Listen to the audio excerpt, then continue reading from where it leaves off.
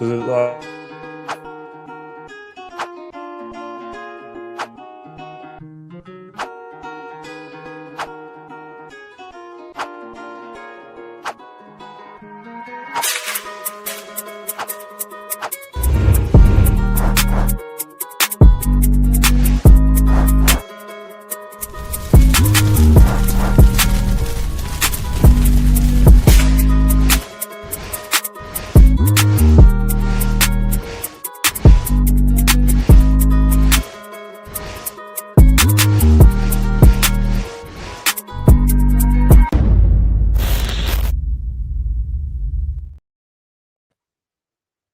Yes, people, we're back. We're back, and we've just seen a horrifically bad Champions League game. So boring. Nothing happened. 0-0. You know, I want to play either of those in the final because they'll be easy to beat. I'm of course talking crap. It was unbelievable. 5-4. Wow. I don't want to play either of those in the final, and that's if we even get there. Do you know what? It restored my kind of faith that football does still exist and that proper football is out there and you can still play it. Both teams showing what they're about. And if I'm honest with you, Arsenal fans, it's not looking good if we were to get to the final, because if we come up against that, we're getting cooked. I don't care what anyone says. But there we go. We've got to get there first. We're going to talk on Atletico Madrid. We'll look back and forth towards the Premier League games and the last few games of the season. There's a couple of questions I want to throw to the panel.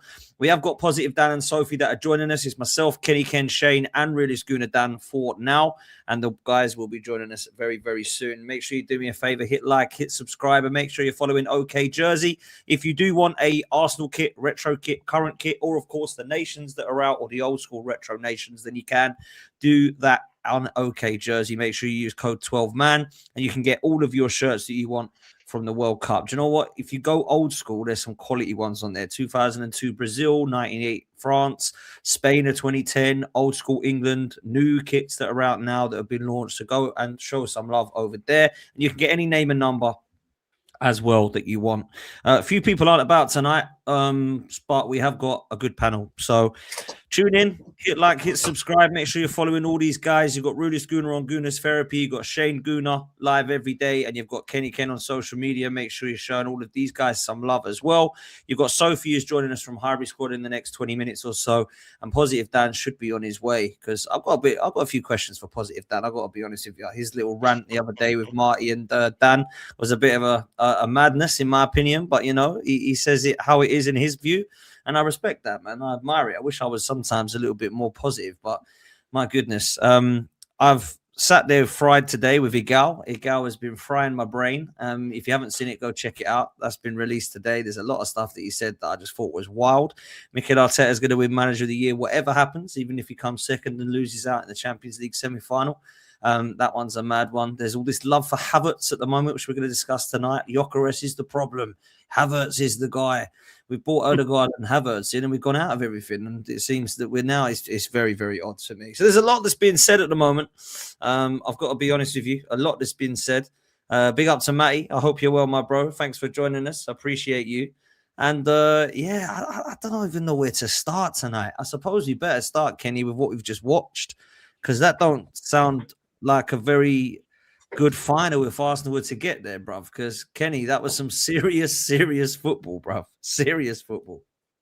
Well, first and foremost, if you genuinely love football and if you really love football, can you please refrain from saying the Premier League is the best league in the world? Yep. Can you please refrain from having a go at managers like Enrique and managers like Vincent Kompany?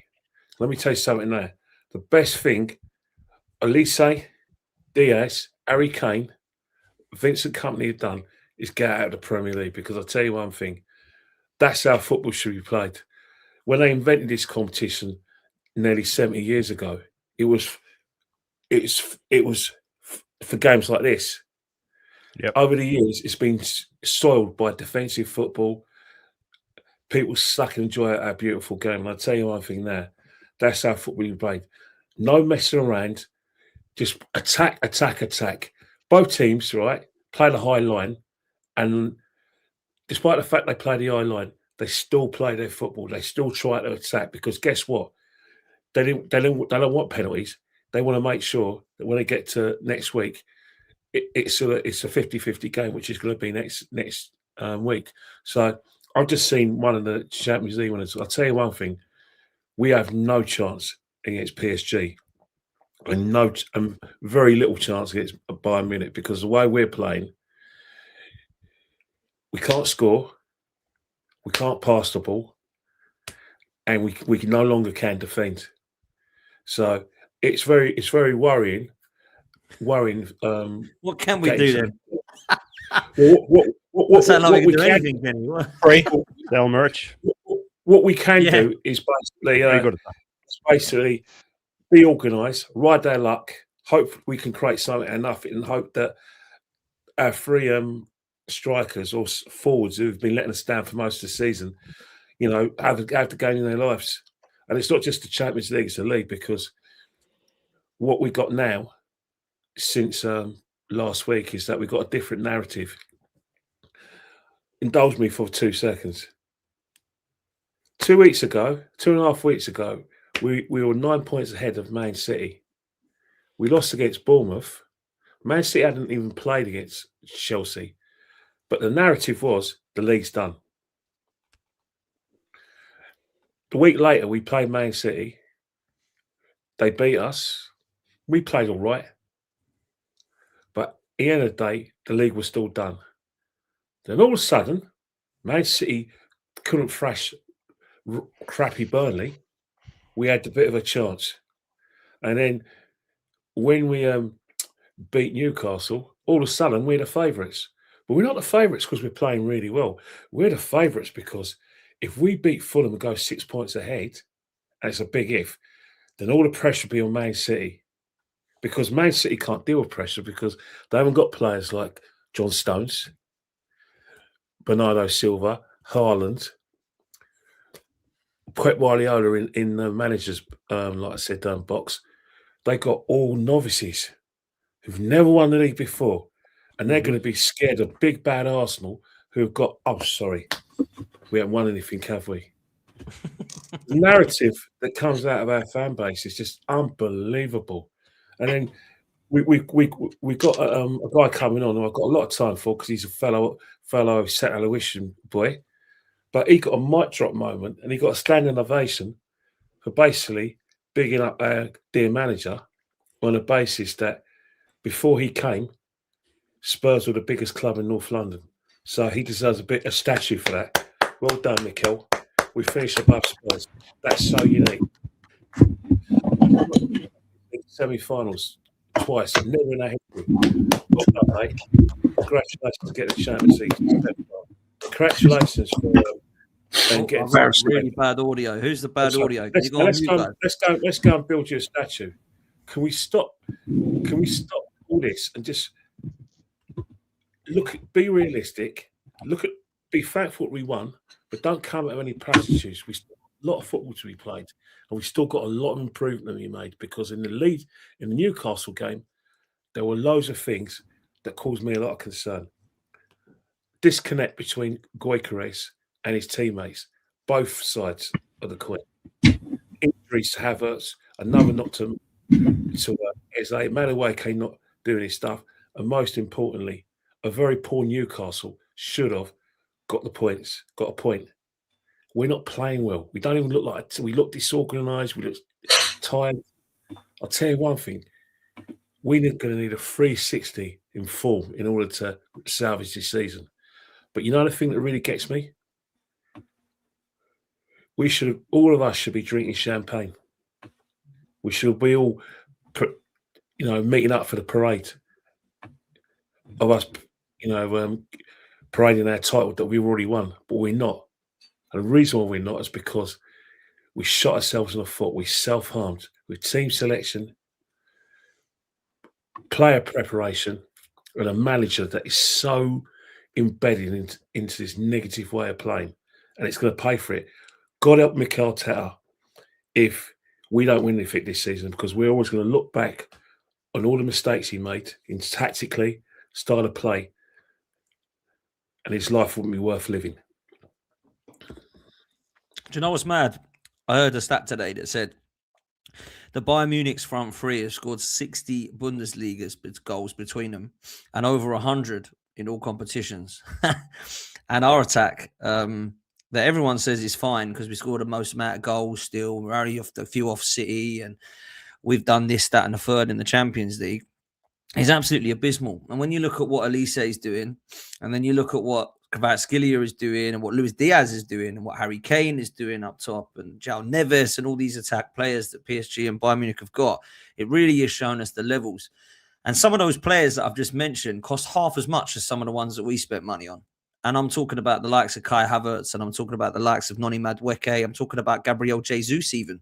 Some of these players that I've just mentioned, well, absolutely nothing in comparison to that, because people will say, yeah, but Kane was 90 million. Yeah, but so-and-so. Yeah, but Kvaratskhelia was, let's be real, absolute peanuts compared to what you're going to be getting. Yeah. And we could have got him, by the way. That was a January signing that when we sat there and did nothing with Marino up front, he went to PSG and won everything with them. And this is why people say to me, ain't nobody out there. Got to stick with Arteta. If he don't win, do you have to stick with him? Ain't nobody out there. There's two managers there that look like they can play football with their team, right? And I don't even particularly love Vincent Kompany, but I do love Luis Enrique, and that's why. He's the absolute number one for me if we win nothing this season. Absolute number one for me, Luis Enrique. He's absolutely tearing it apart. And this is what I do get wound up with, you know. And I'm looking now, I'll come to you with this, Dan. All I keep hearing is we're better with Odegaard. He's got to stay in the team. We're better with Kai Havertz. Gyökeres is the problem. And I'm pointing the fingers at Andrea Berta if we don't win anything this season. And I must be supporting a different club, bruv. I must be watching a different club because I don't see us better with Havertz. I don't see us better with Odegaard. And how the hell can you blame Andrea Berta for bringing in 8 players in the transfer window that everyone claimed was a 9 or 10 out of 10 window? But is anything to protect Mikel Arteta, in my opinion, bruv? It's because they know, this might go wrong here. What can I use? Or injuries, that's another one. We'll throw that in there. Berta, because Arteta didn't really want these players. And we'll throw in that Havertz and Odegaard are needed, and they've been out missing for most of this season along with Saka. I honestly think I must support a different team, Dan. I don't get it, bruv. You're on mute, bro. Can you hear me, yeah? Yeah, come on, bro. Yeah, it's just a crazy situation to be in. And obviously, we know who the finger is pointing at, man. I've gone to the game on Saturday. And the most excited that I'm getting when I'm sitting in the stadium is when we're getting set pieces, Dan. That's when I'm getting excited. I'm saying, here we go now. Here comes a goal now, yeah? We might have a chance of scoring a goal here, yeah? Any other time, it's just boring stuff. Poor football. That's what we're looking at. Then I look at the game tonight that I've watched tonight, and I just think to myself, wow. I look at their front three. Both of the teams, they just replace our front three straight away. Bayern Munich, PSG, you just slip them straight into the Arsenal front three, yeah, and we've gone to another level, yeah. But then I say, even if we did do that, we wouldn't be seeing them play that the way that they're playing at these teams because of this manager, yeah.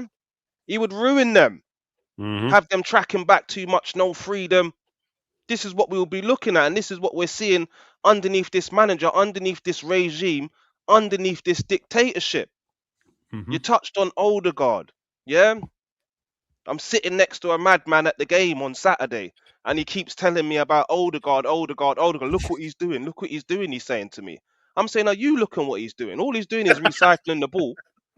He's not taking no risks. He's not doing no defense splitting passes. He's been doing what he's been doing all season for the last few years.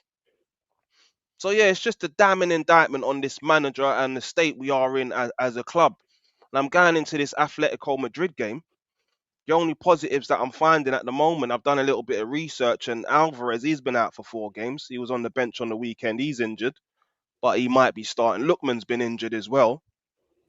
But I'm not looking at going into this game saying what we're going to do. I'm looking at the weaknesses in the other team and then hoping for the best. That's where I'm at.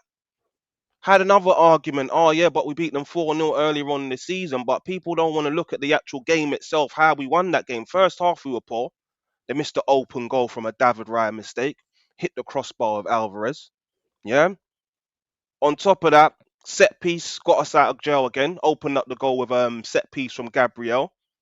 Another set piece was scored. And guess what? A great goal from Martinelli. Who drove through the whole team? Lewis Mm-hmm. Skelly.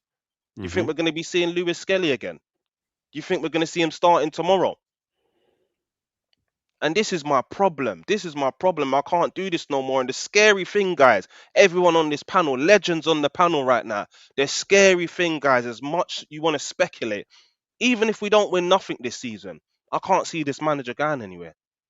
I cannot see this manager going anywhere if we don't win nothing. And if we lose it on the last day, and let's say we lose in the Champions League final, yeah, all the top gooners, you know what they're going to be saying. How can you Mm-hmm. get rid of this guy when we've lost on the last day of the season, yeah, and got to a Champions League final, a second in the club's history? The last one was 20 years ago. You know what they're going to be saying, yeah? And we're going to be sitting there going into another season with this dark cloud over my head. I've had enough of the depression. Mm-hmm. And it's just like where I've come into this YouTube world now, I've got more absorbed into it. The understanding is the depression is just heightened now. Mm-hmm. I'm just in a dark place, man. I'm in a dark place. I should be going into this Atletico Madrid game excited. Yeah, that's the way I should be feeling right now. 2 semi-finals in 2 years. We've got to give Arteta credit for that. We ain't lost in the Champions League all season. When he deserves credit, I give Arteta credit. But based on our form, what I've been seeing for the last 7 games, how can I be going into this game confident? I've got to be a madman to be saying, right, I'm going into this Atletico Madrid game, Metropolitano. Yeah, they've lost 2 or 3 games there all season. Beat Barca in the last round. They're going to have their tails up. And the only things that I'm looking at is that Alvarez is just coming back from injury. Lookman's coming back from injury. And I'm saying, I'm praying. I'm going into that game hoping for set pieces. Can we get a set piece? And I know you lot said if we get to the final, yeah, we're going to get done over.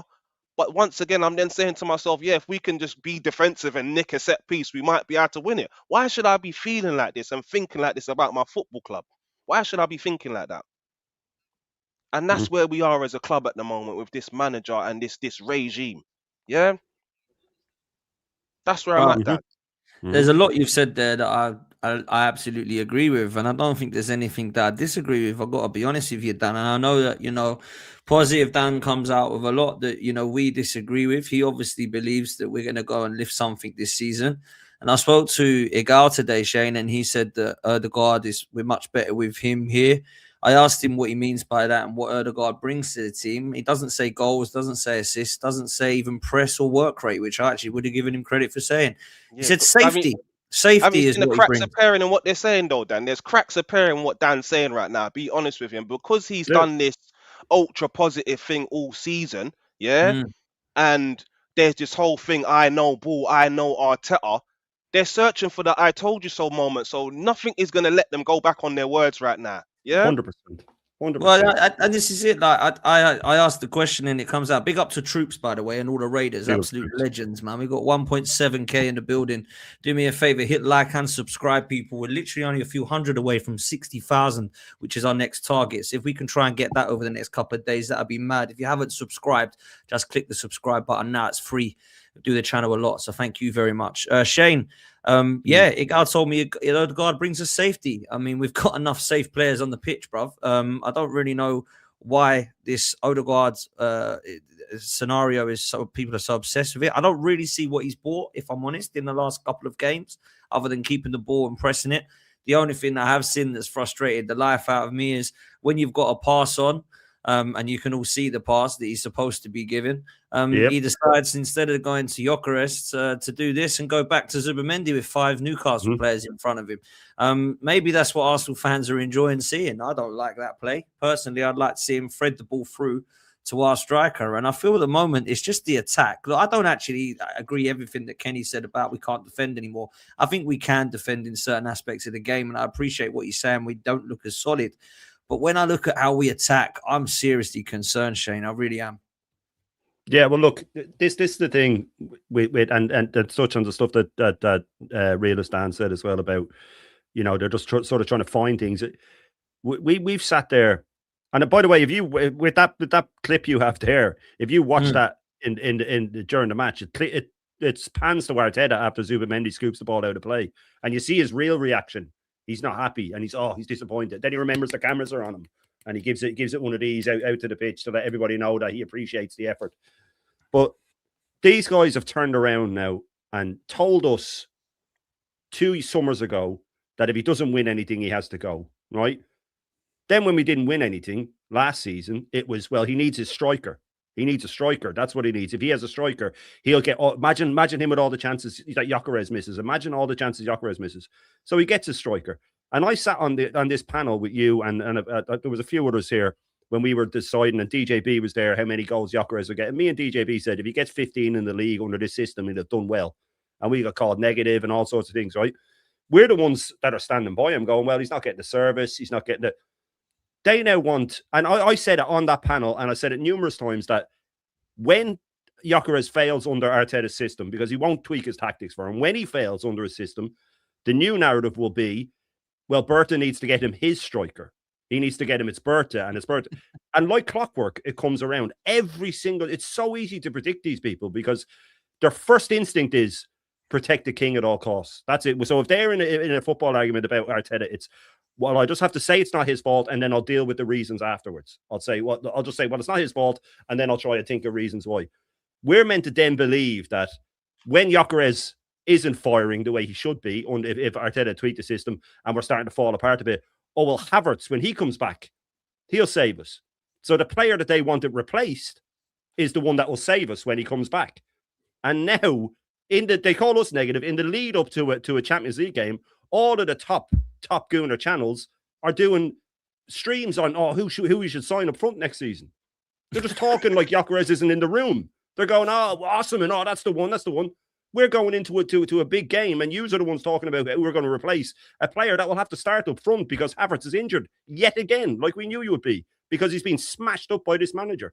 Just like Timber's been smashed up by this manager, and Ben White and Zinchenko and Tomiyasu and Declan Rice and Saka and Odegaard and all these players that will become injury prone and already are, and their value is dead, and the squad needs a rebuild now. But no, it can't be Arteta's fault. It's never Arteta's fault. Havertz is coming back. And here's one thing on Havertz. I got to send this today.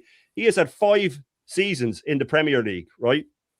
He's got 8 goals, 7 goals, 13 goals, 9 goals, and 1 goal. Right? That's the forward that we're waiting to come back to save us. That's his record. Oh, but he links up play. Oh, but he drops deep. I don't want him dropping deep. If he's my forward, I don't want him dropping deep.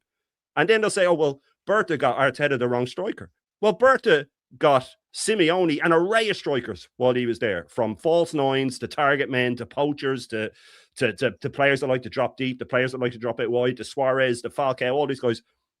90% of them, Simeone got a song out of. He tweaked his tactics every time. He said, okay, this doesn't suit my tactics, but he's a great striker. I'll work around it and I'll get a song out of him. All of them, bar maybe 1 or 2 didn't work out under him. I'd say about 15 of them did, because he's a proper manager and he's not stubborn. So if you're going to sit here and say, oh, well, you know, the league now it's being chopped now, and oh, that league doesn't count, and now it's a league of 5 games, and that's what Arteta says, so that's what it is now. It's a league of 5 games. Well, then you can have that. Fair enough. If you want to cut it off just because City are top and say, oh, well, now we have a new league of 5 games. Well, if you blow this league of 5 games, you will become the first manager in history to blow 2 leagues in 1 year. You know what I mean? This idea that you say that something is different. Oh, well, now it's a new league. It doesn't work that way. The players are still injured. You haven't had a pre-season. They haven't been on holiday. It's the same. We're still in the same shit form. We've still scored 4 goals in 7 games. Bayern Munich scored more goals in a game today that they lost than we've scored in 7 games. And we're meant to be going on to win this Champions League and win this league. We have to win 7 games on the spin to do that. There's no way that this squad is doing that. There's no way that this manager is doing it. And if Negative Dan, look, if he's still here after not winning, there's blood on the hands of all these people that have kept him in a job, because we will never, and I'll finish on this, we will never get back like this again. We will never have a 6-year period where the club and the board pump in 1.3 billion with no outgoings, by the way. We're not making money selling players because he smashed them all up. This won't happen again. So we're going to be in a rebuild with no money to spend, building onto a stadium with a manager who can't get over the line. And because he was kept in a job when he should have been sacked years ago, we've missed the chance to win several trophies. And all because they like how he looks in merch. That's all it boils down to. If Emery looked like Mikel Arteta, they would have kept him in a job. And I wholeheartedly believe that. And I'll leave it. Big up, Shane, man. I love listening to you, bro. Big up to you, bro. Big up to what you're doing every day on your channel, man. Matty, let me come to you, because I honestly believe, when you talk about the striker situation at Arsenal, I'm looking for like a Bentley or an Aston DB9, and they've given me a Fiesta and a Focus, which is fine. It will get me from A to B, but I'm still looking for my elite. And I think Havertz and Gyökeres at the moment, I don't really care who plays out of the two. My preference is Gyökeres, but I kind of feel like neither are the ones that we're after. A lot of the fans seem to now be kind of using Victor Gyökeres as a bit of a scapegoat, which I think is a little bit harsh. He's not amazing. You're kind of picking between one that might not do much, but he probably will get you a goal at some point. The other one's going to get in great positions, but fluff his lines like we saw at the Etihad. So I don't know where you're at with the attack, but I don't think it's just them that's the issue. I'm not feeling Noni Madueke. I'm not sure how much longer I can watch this guy. And then obviously Martinelli and Trossard, flip a coin, see where it lands on. Oh, it's fell on Trossard today. So there is a problem in this attack. And a lot of people are talking about Odegaard being the saviour, but I'm not sure what he's bringing. I'm looking at Eze at the moment, Matty, as the only one that I think's going to give me a little bit of boost in confidence. And I don't know what you feel about that, Matt. Well, big up to everybody on the panel. Glad to see everybody. Sophie, glad to see you, dear. For me, you know, and I kind of segue into it this way. I watched that game. Me and JB watched the game together a few minutes ago. And when you just watched every facet of both teams, there was quality. In every position, there was quality. And when you look at where we are, I was mentioning this the other day when we were on with Lee. I don't think people realize we're in a scoring drought. Trossard has not scored in the league since December. We've got players in this team that has not scored in over a month. And this is why we find ourselves in a situation where we had 9 points, and then now all of a sudden you look up and now it's playing catch up. We are lacking creativity in the middle of the pitch. I hear everybody saying about Odegaard's back. And people say, well, he's, safety. He's a crossing guard now. He's a crossing guard. Safety. Safety first. We need creativity. This team is lacking stardust. When you watch the teams that played tonight, there were players that could turn it on in a switch. That's what you need. When Bayern Munich went down 5-2, JB Wilson right there watching it, 5-2, and all of a sudden you got Kane popping up 1-2 assists and 2 assists right there. Bang, bang. They're back in the game. Where is that in our team at right now? Like you said, Eze's the only person, but in order to get over the line, you can't just rely on one person. It's going to have to take a concerted effort from everybody. And, I don't know where it's coming from, just based off of form. When you go back to that game this weekend, I mean, it took a world-class goal from Eze to get us over the line there. And how many times are we going to see that play out in the next few games? Realistically from a realistic standpoint. Because we're going to be playing teams. Everybody's looking at the schedule. We talked about this earlier today, JB, where people are looking at the teams and they're going, oh, yeah, this is a gimme, this is a gimme, this is a gimme. There's no more gimmies here. Because the other teams are going to want to play spoiler. We've got a striker. I'm still trying to figure out, Kenny, how he's got 18 goals when the top assist in the team in the league was he got 12 in the league, excuse me. But in the league, our top assist leader is Yuri Timber. 5. 5. It's 5. We've got Odegaard in the team. 5. Saka 5. Where are the goals coming from? Set pieces. Everything has been set pieces, corner kicks, on goal, deflections. And now when we need the quality, we're asking, everybody's looking for, well, he's got to deliver now. Gyökeres has got to deliver. He's got to deliver. We should have been trying to play to the man's strengths earlier on in the season. Me and Kenny called. We were telling people, you got to get him involved. The manager's got to change suit the striker. But Arteta wouldn't do it. And now all of a sudden, everybody wants to pile on. It's too late. We've left it late. Now, I've told everybody there's a chance we can still win this, but it's going to take a hell of an effort for us to get over the line here. And we're going to have to find out. And Brandon, you were on the panel the last time I said this. I think Brandon was on the panel. I said, we will find out in the next several games who belongs on this team going forward. because it is time for players to pull themselves up by their bootstraps and they're getting paid more than enough money to provide what they're getting paid for on the pitch. It's time for players to grow up. A lot of these players have been on this team for 5, 6, 7 years. This is it. I personally believe this is the best opportunity we'll have under this manager to do anything. This is it. Because if we don't get it done this year, with all these other teams getting it together, we're going to be in trouble. We're going to be in major trouble because teams are going to start catching us up. And when I watched that tonight, I said to JB, if we were down 5-2, do you think we find a way to come back? If we go down a goal against teams, because I asked myself, how many times did we come back this year? Once against Newcastle. I said, so if we go down 2 goals, we're in trouble. Yeah. That's where we are. If anybody on this panel, when we watched that game kicked off the other night and we saw that breakaway, we were like, oh boy, here we go. Because we all knew if that goal would have went in, we're probably in major trouble here. And it shouldn't be that way this late in the season. But it is that way. Now, back to what you were saying about Kai Havertz.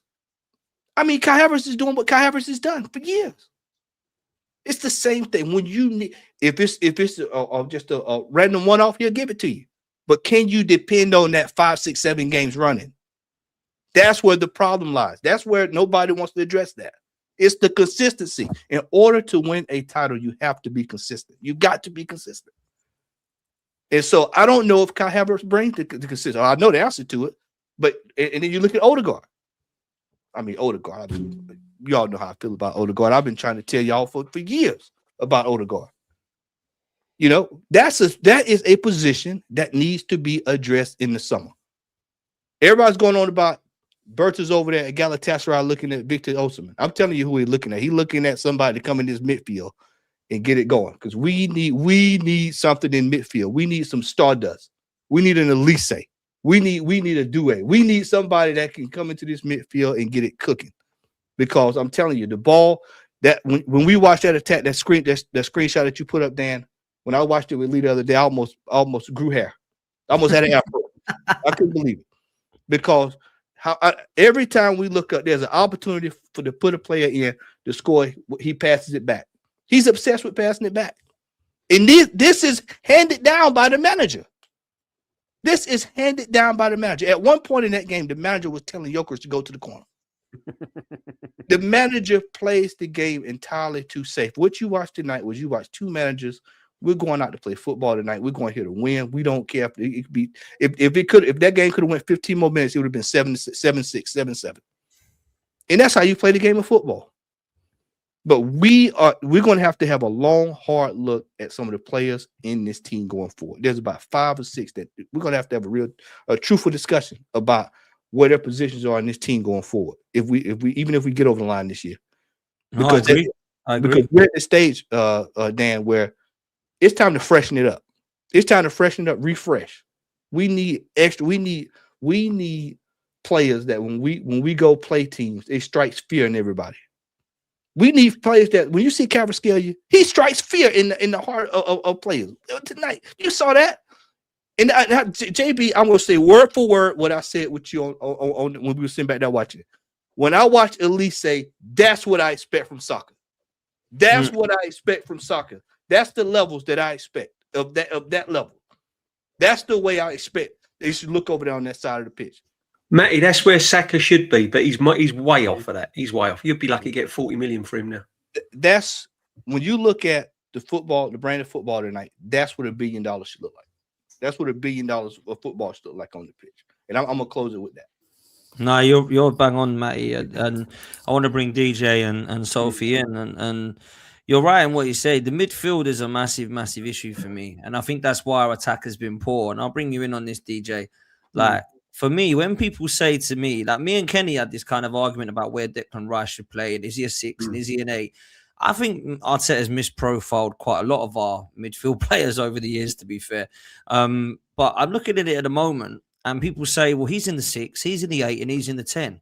Well, when I look, I see 2 6s in Zubimendi and Rice that aren't allowed to get in the 8 or the 10. And Odegaard, who isn't allowed to play in the 10, but people tell me he's a 10 because he's so deep. The 3 of them are all just having a bit of a holding hand session in the 6s. Why can we not get one of them driving forward, man? We are the poorest. James B said it bang on. We are the poorest team in transition in the league. It is quite scary, and that comes from your midfield. So we can talk about how bad our attack is, because it has been, to be fair. Trossard hasn't scored a goal in 2026. That's shocking. Martinelli, he only turns up in the Champions League. Let's hope he does tomorrow night. You've got Madueke, who I said earlier, I can't watch much more. I can't believe Dalman's not getting in ahead of him. Saka's now back, so I expect more. There's only really Eze. And lastly, I'll ask you on this, and before you come in, Havertz and Ødegaard, I've seen that. It didn't work. So I need to see Eze and Gyökeres. Otherwise, we're going back to the attack last year that won us nothing. So I need to see Eze and Gyökeres in this team personally. But go on, DJ. Well, what are you saying, bro? We're at the situation now where I don't know where we stand as Arsenal fans. We've had £1 billion spent. We've not had a midfield. We've got a manager that can't change things up. I've been saying it all along. His in-game management is absolutely woeful. You say about the number 6. Try something different in certain games. I'm astounded by Zubimendi's not been pushed further forward and been more creative. He's obviously not a 6. Defensively, he's been woeful second part of the season. He wasn't that brilliant at the start of the season. Yeah, but he can create. I thought he was. I liked him at the start of the season. Yeah. I'll give you that. Disagreed on that, but I hear it now. He looks knackered to me now. Yeah, but once teams got into their groove around about Christmas time, and they got up to full fitness, Zubimendi was found wanting. So, okay, you look at the manager and you go, right, what can you do to change it? Well, let's try Zubimendi in the 8 and put Declan Rice in the 6. Let's try playing Martinelli down the middle or something like that. Try something different in certain games. Why do we need to play with 2 defensive midfield players at the Emirates when we're playing Forest and Leeds at home and teams like this? Try something different. He can't do anything different. He's stuck in his ways. He is absolutely convinced that his way is the highway. The fact that Man City clawed back a 9-point lead in 12 days tells you everything you need to know where we are as a club. They clawed back a 7-point lead at Christmas as well, DJ. Yeah, so he's exactly.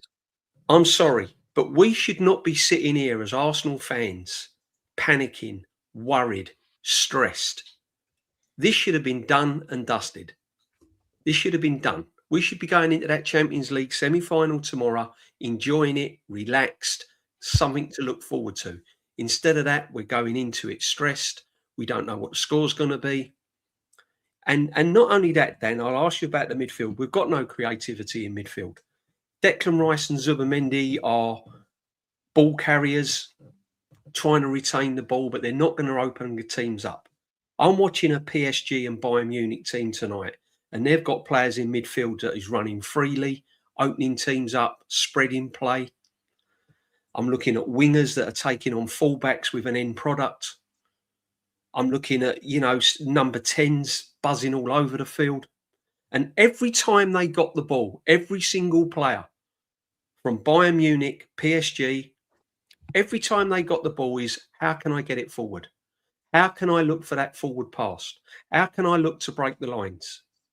Arsenal, foot on the ball, pass it to the left, pass it to the right, pass it back to Saliba, pass it back to Gabriel. We play a game. Where I sit at the Emirates, we play a game. And we say, right, spot the ball. Where's it going to go? And we say, right, this is going to end up back at Raya. I've seen play. There's passages of play that you've seen this season, Dan, where the ball has been on the opposition's edge of the box and it's ended up back at Raya. I mean, it's just absolutely mind-blowing. The football is absolutely substandard. And when you think this has had £1 billion spent on it, now people say about the players, and it's this one, and it's that one, and it's this one, and it's that one. When are we going to start actually calling out this manager? He's in charge of them. He picks the team.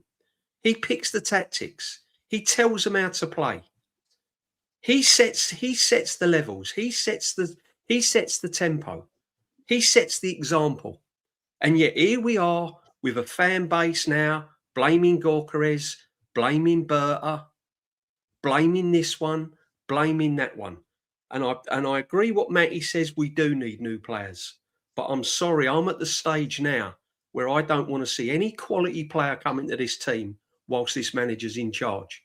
Because you could bring Kvaratskhelia to this team. You could bring Doué to this team. You could bring Vitinha to this team.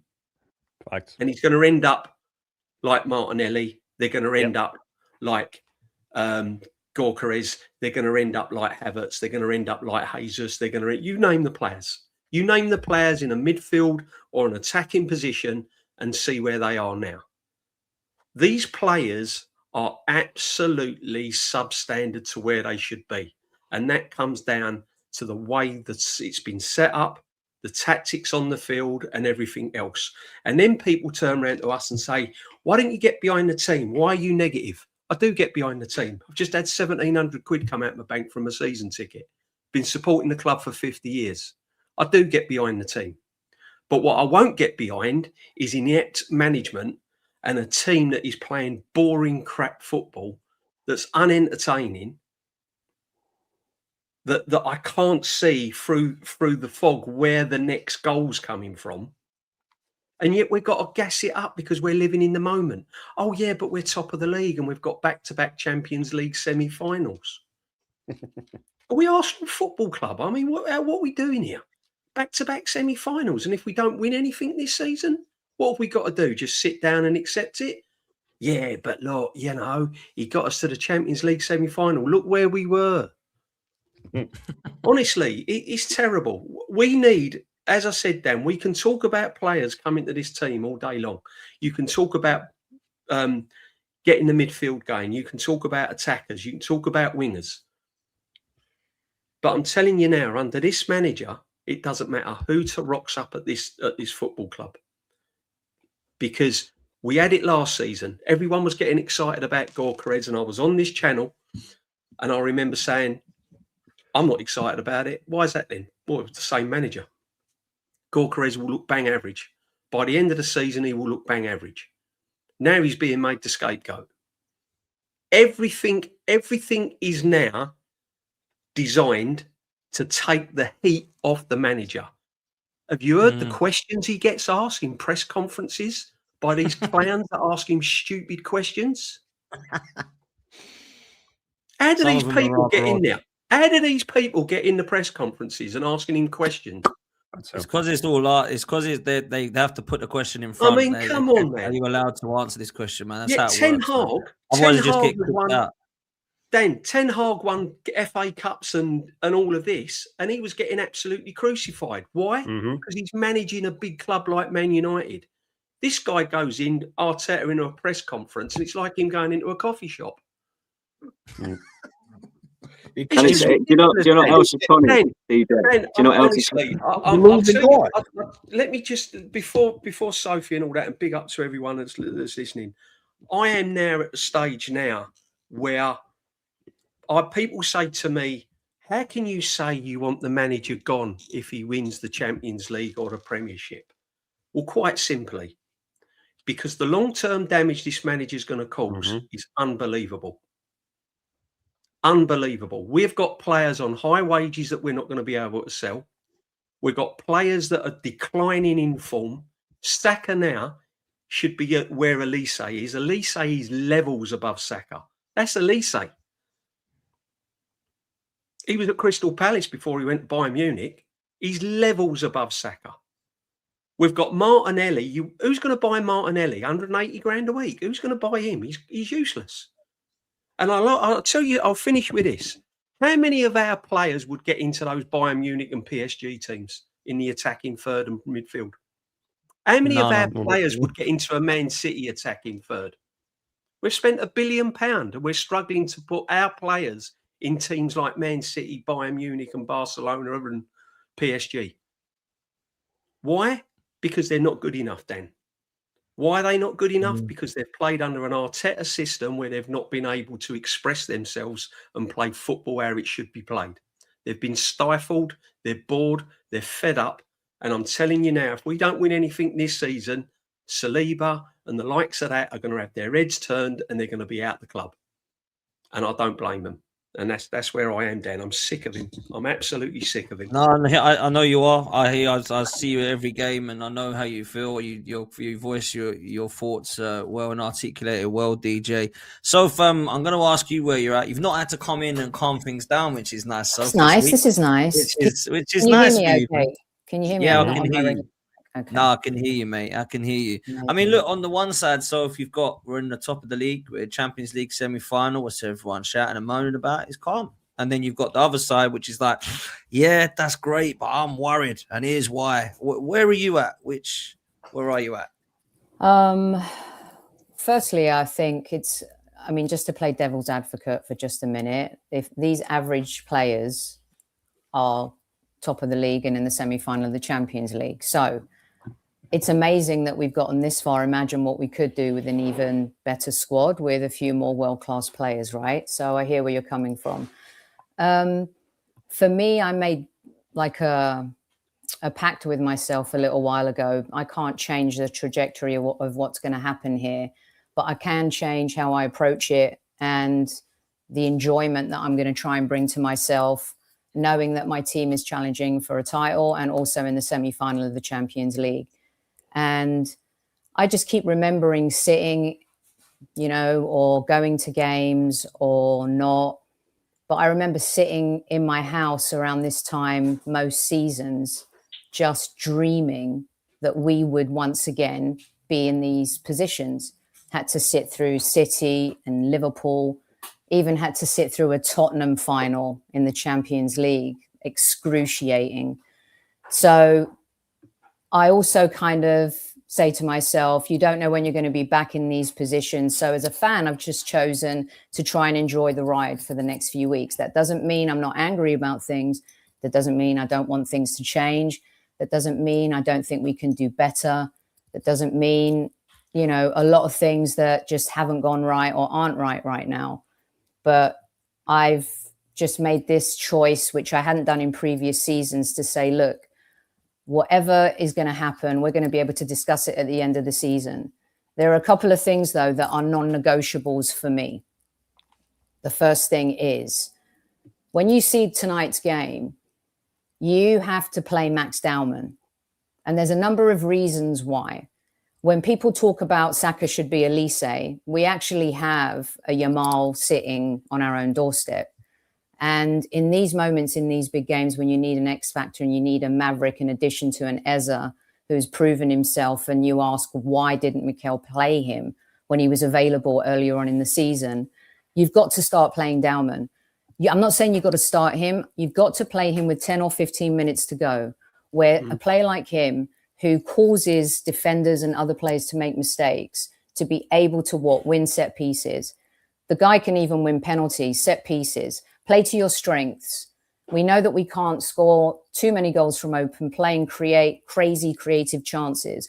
We're relying on the maverick that is Eza. We'll throw in the other maverick with 15 minutes to go in every single game in the Premier League, where you need to get goals in order to win the title, but also in the Champions League, where you can cause a little bit of havoc and chaos.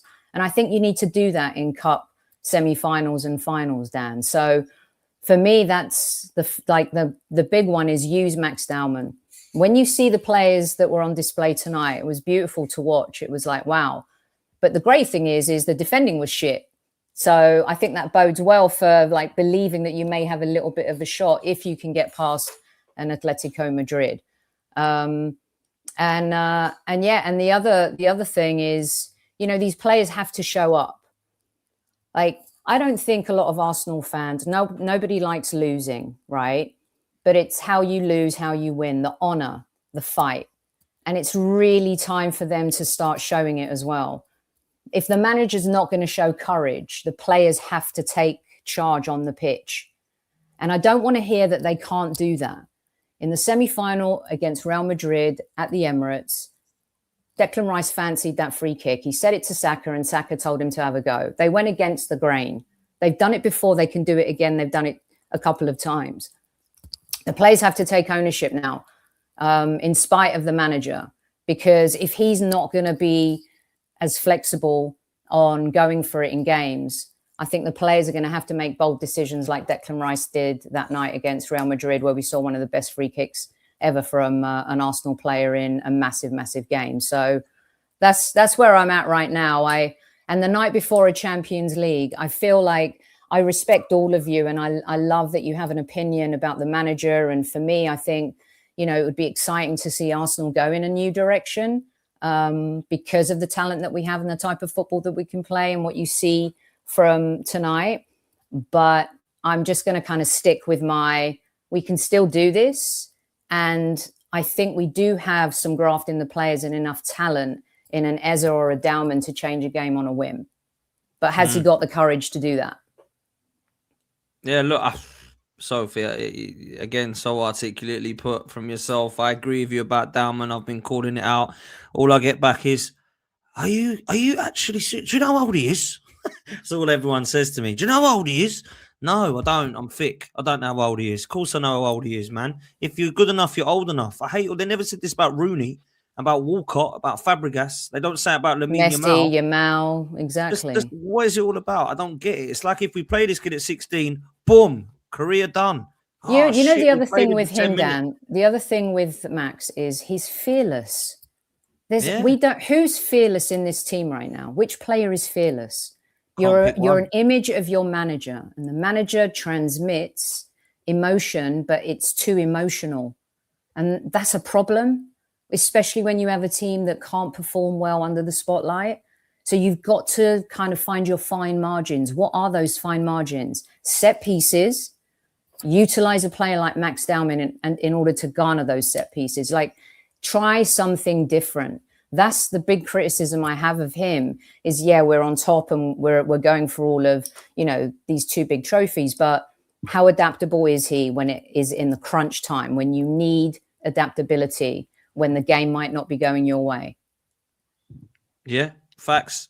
Look, Brandon, I agree with what Sophie said. I mean, this Atletico Madrid game tomorrow night, everyone's already making jokes about it compared to what the game we've just seen tonight. And look, that's Diego Simeone's fault as much as it is Mikel Arteta's because of how they play football. But I don't really care what the score is. I just want to get through.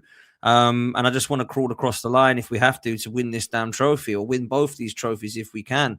I just don't really have the confidence in the moment as to how we're playing. I'm not really looking ahead of the next 4 games or the 2 legs ties against Madrid. I just want to see a performance. And look, I did a show with Gal today. I know you and Gal have had your run-ins in the past as well about difference of opinions. And he sort of said to me that Eze, Odegaard and Saka haven't really played together much this season. And he's got faith that those 3 can get us kind of going. But look, I'm not going to say he's talking rubbish. I'd like to see it, though. I'd like to see it. They're the kind of guys I'm looking at. Eze's the only one at the moment who's going to really show me any kind of faith. And I agree with Sophie. I'd like to see more of Max Dauman, Brandon. Yeah, I'm in agreement with that. I think we just got to accept we're not going to see a performance. We're not going to see a performance. Yeah, the manager is so stuck in his ways. He's not going to change his ways now. There's no way he's going to change his ways now. This has got him so far. And a lot of people were saying after the Man City game that they expected Arsenal to go into the rest of the season playing how we did against Man City. I knew that wasn't going to be the case because he's always going to revert back to what has got him results so far throughout the season. Now, I'm not going to judge him against that, but for people like Agal, for example, who's saying, Odegaard, Eze and Saka haven't played much football together this season and, he's hoping that they can get us going. I'm kind of with that. But at the same time, he's got to realise that these players have so much restriction put upon them by this manager and the system that we play, that it doesn't give them the freedom to go out and express themselves properly.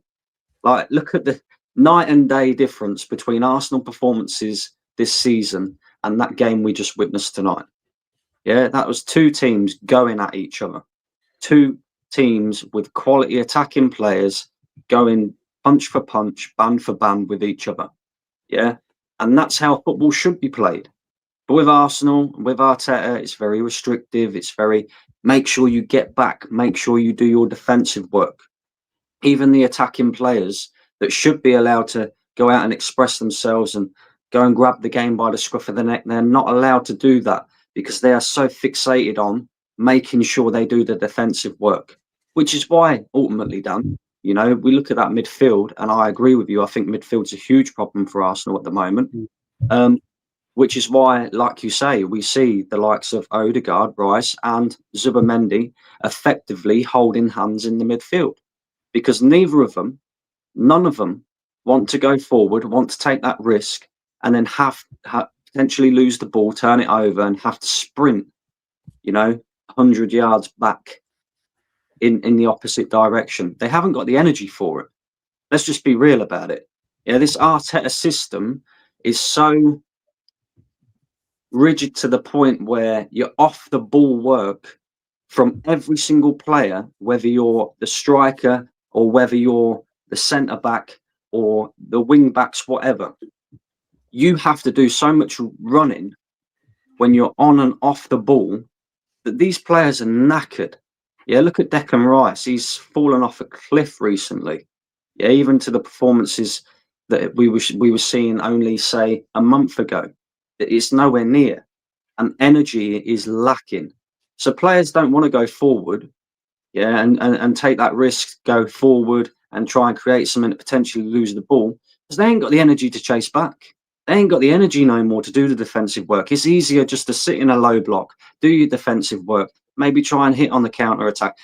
Something similar to what we see against Newcastle. But the quality in this side is so poor. It's so poor. It really, really is poor. And it's almost, to me, like they get to a point and they just don't know what to do. And it sounds stupid because these are professional footballers. But if you're constantly training all the time and having something just ingrained into you constantly, and one way of playing, you're going to revert back to that. And ultimately, if you don't work on your attacking side of your game, which I don't believe that Arsenal do that often in training, especially because if you look at the way that he's coached our defence, and then you look at the way that he's coached our attack, it's night and day. Our attack is no better than Crystal Palace's in terms of the quality that we are displaying. These players do have quality, but they're not displaying it. Because we don't work on it, Dan. It's all about the system. It's all about restricting other teams and maybe hitting teams on the counter, maybe getting the odd goal and winning by the odd goal. So ultimately, you've got players there that get into a certain point and they just don't know what to do because it's not really been coached into their game. Like, you look at Arsenal, we get to, like, I'm going to say, just inside the final third, and players are looking around as if to say, I don't know what to do now. I don't know where to move the ball now. You see Odegaard, he's always drifting out to the right. He's never sort of that free-flowing number 10 that you'd expect where he kind of drifts all over the pitch. It's always the right-hand side. He's always trying to link up with on the right-hand side. It becomes so predictable. And then that's why you see Arsenal, for example, having to start relying on things like set pieces, set plays, bullying teams instead of, really creating chances from open play. And like I say, the difference is the coaching. It's simply the coaching. Arteta, for me, he can coach a defence very well. I think we've seen that. And we defend well as a unit when we do defend as a unit. But in terms of attack, we could go all the way back to Aubameyang, Lacazette, Nicolas Pepe. We've had a number of different profiles of players within this squad that this manager has had to work with, and they've all failed in attacking areas. Now we have to question why that is. And the simple answer for me is he cannot coach attacks, right? And now midfield's become an issue because we lack the energy. We simply lack the energy in midfield, and we lack a bit of quality in that number 10 role as well. Now, is the manager going to be brave enough to allow these players freedom? I don't think he will. So we're going to have to. If we need something in a game, not from the get-go, my point is, if we need something in a game, like, don't hide and don't let your Maverick players sit on the bench. Utilize them. Throw the kitchen sink at it. Don't be a coward. Yeah, I get that, Safe, but at the same time, there's got to be a certain amount of freedom within the system as well. It's all right. But there's only 4 games left in the league, Brandon, and we're in the semi-final of the Champions League. None of that's going to change right now. It's just not. No, but that's my point. It's all right throwing like Dalman on, or let's say Eze's on the bench and we throw Eze on. if you're just going to throw these players on and then expect them to do exactly the same thing as what the players on the pitch are doing, Agree. then you're going to see the same results. And this is the problem with Arteta. There's never really a change in, like, you don't see Arteta start with a 4-2-3-1 and then all of a sudden we're like changing formation midway through a game. We've gone to a 4-4-2 and we're playing two strikers up top, or he's done something different to try and make the game flow a little bit more. It always feels like for like, doesn't it? It always feels like for like. It always feels very similar. I mean, at the weekend, we see, for example, Lewis Skelly come on in the midfield for the first time ever, right? And his first thought was play the ball forward. And there was a number of occasions where Arsenal actually had counter-attacks. Okay, they broke down because of poor quality in the final for that to happen, no, Brandon. It's taken us to April for him to see him in midfield. I mean, that is crazy. But Dan, we're not gonna see it again because this manager's not brave enough. He's not. If you think we're going to go into Atletico tomorrow and all of a sudden Lewis Skelly's going to be playing in midfield, think again. It is going to be the same thing that we've been seeing all throughout the season, and this is what's going to cost us in the end. Aren't you fine with that if it's brought us to this stage? But if things don't go right, he's got to have a plan B, and I get that's what we're all worried about. We haven't really brought seen us to this stage 4 years running, and we never get over the line. But can I just give you an example? I think the problem is semi-final. Can I just give you guys an example as well before you jump all in? And then I'll let you go, right? I'll give you an example. I was just looking at this, right? Because obviously we watched tonight's game, right? Luis Enrique came into PSG in 2023, right?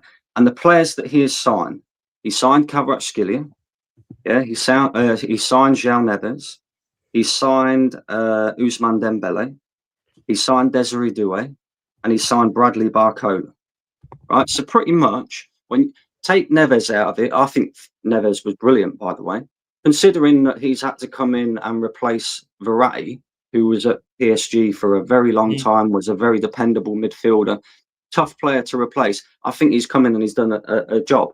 But if you look at that front three, that's a whole new front three, plus another from the bench as well in Barcola, that Luis Enrique's brought into PSG. Now, Desiree Doué came from Rennes, right? And his best season at Rennes was something like 9 goals in the season. He took Bradley Barcola from Lyon. He'd only scored 5 goals, right? Ousmane Dembele came from Borussia Dortmund with a very high reputation, moved to Barcelona, didn't hit the heights that we see at Borussia Dortmund, was a very injury-prone player. Now look at him at PSG. Kvaratskhelia, right? We knew what he was doing over at Napoli, but when you had a conversation with people, he was never really ranked or as highly on people's lists prior to him moving to PSG. They said, yeah, he's a decent winger, but is he really of that level? Now look at them. Coaching's the difference. It's as simple as that.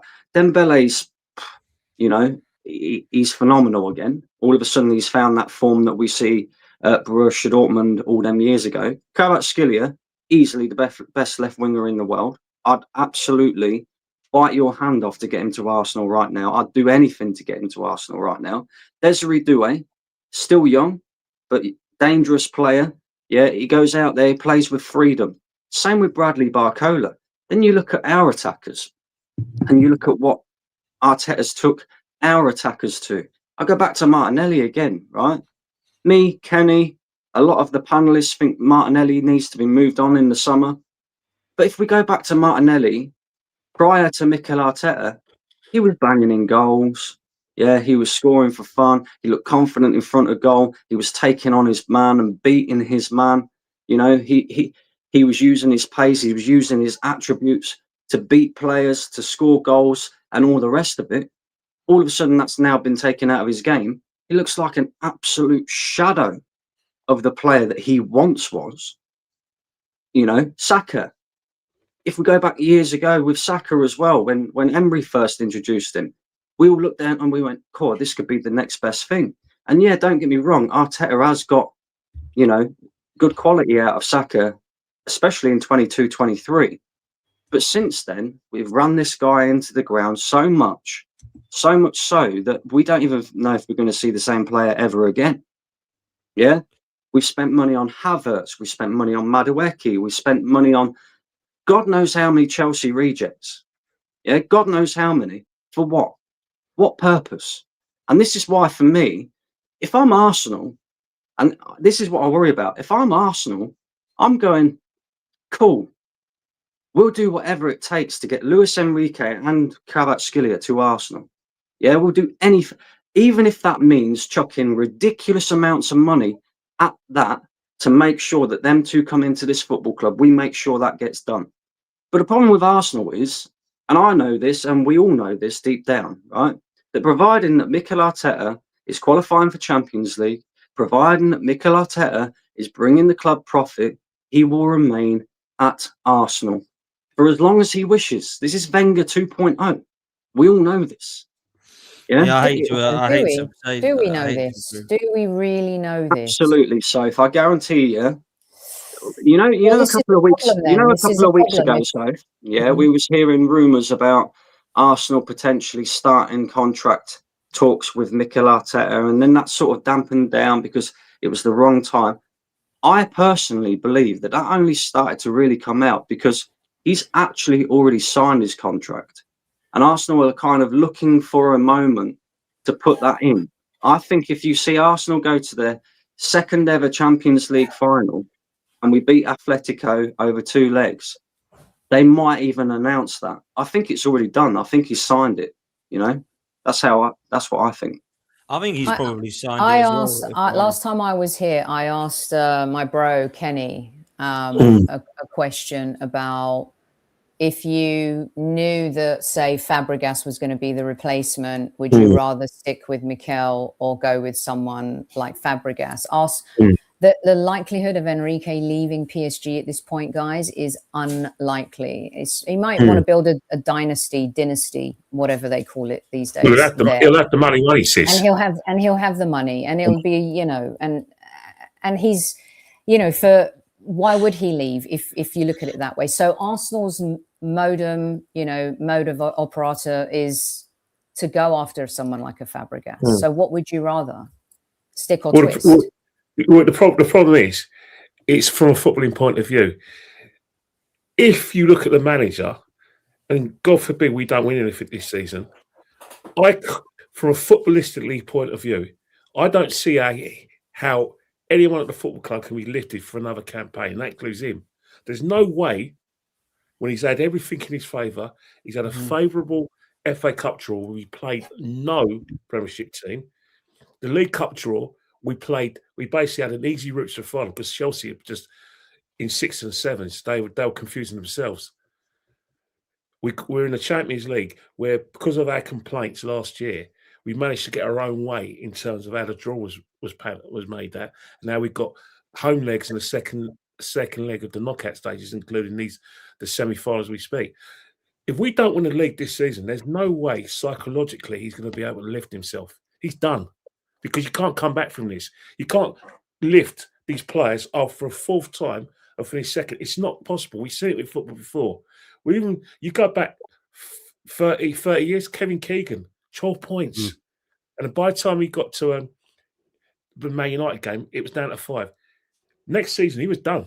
He was a ghost to himself. So you have to bring in another manager in anyway. And if it's Francesc, then fine. But one thing you know, if you bring Francesc in, it's going to be a process because Francesc wants to play like PSG. He wants to play like Bayern Munich. So you've got to lobotomise these players and get them to play a different way now. That's going to take time. There's going to be situations where, because Francesc is going to try and get us into that way of thinking of playing beautiful football, you may see a few 5-1s against us, maybe a few defeats, maybe teams kicking us off the park until he gets it right. So that's So are you saying we've got to go backwards to go forwards? Well, the problem is that's what we can do anyway. Because because we're in Arsenal, you know Arsenal just as well as I do, and as everyone on the panel. Arsenal Football Club, when they talk about them being a big club, it's just words. It's wind and water. They love the prestige of being in the Champions League. They love the prestige of being ever presidents of the Premier League since 1919. They actually place more emphasis on that than Man United winning the Champions League or their 20 league titles in Liverpool. That's what Arsenal's proud of. Arsenal care about one thing: the Arsenal and Victoria Concordia Crescent. Until we smash it to smithereens, we will never dominate. We should be ashamed that we went 9 years without winning anything under Wenger. We should be ashamed that we went 18 years without winning the title. We should be ashamed we went 17 years after the foundations Herbert Chapman built. We went 17 years, 53 to 70 without winning anything. But we're all right with that because we're Arsenal Football Club. And this goes towards the fans, where second's not really a disgrace, really. Just being there is fantastic. And then what we do, because to cover our embarrassing way of thinking, we look at Man City and Chelsea and go, look at them. Bro, is that a generational thing? Is that a generational thing, the acceptance of... It's not the Cronkies. It's not the Cronkies. This goes all the way back to Dennis Hillwood. Because and Peter, even the Dean, they're happy to compete. Look at the Invincibles. You know what? Let me tell you something now. I'm sick and tired of the Invincibles. I can't stand them. Because you know why I can't stand the Invincibles? Because I want more. I want more. I've had enough of it. When certain people talk about Invincibles, I feel like getting, you know what I feel like getting? I feel like getting an apple and throwing it at people's heads. Stuff the Invincibles. What about repeating it every year? Why are we celebrating the Invincibles? You know what I say. You know what I say about Arsenal Football Club. Our last moment of true greatness, and we've been trying to cling on. Let me tell you about a real big club. At Man United, they've had statues, but they don't have statues of every player. Lord Charlton Best got a statue. Then it's Sir Alex and Matt Busby. No one else got statues, but there's loads of players who won Champions League. Liverpool is only Paisley and Shankly. Arsenal, we're giving statues like they're getting all like nothing. And the reason why we do that is because if you've got a small mentality, every player's world class, every player's a bloody legend. But clubs that really matter, you won't go to Bayern Munich and see statues of Rummenigge and all of them because Bayern Munich have to win every year. Same with Liverpool and same with Man United. We're a small club with us. We're a big club with a Portsmouth mentality. Yep, and that's why with Arteta. Can I answer the question, Safe? Because I've got to go. 100%.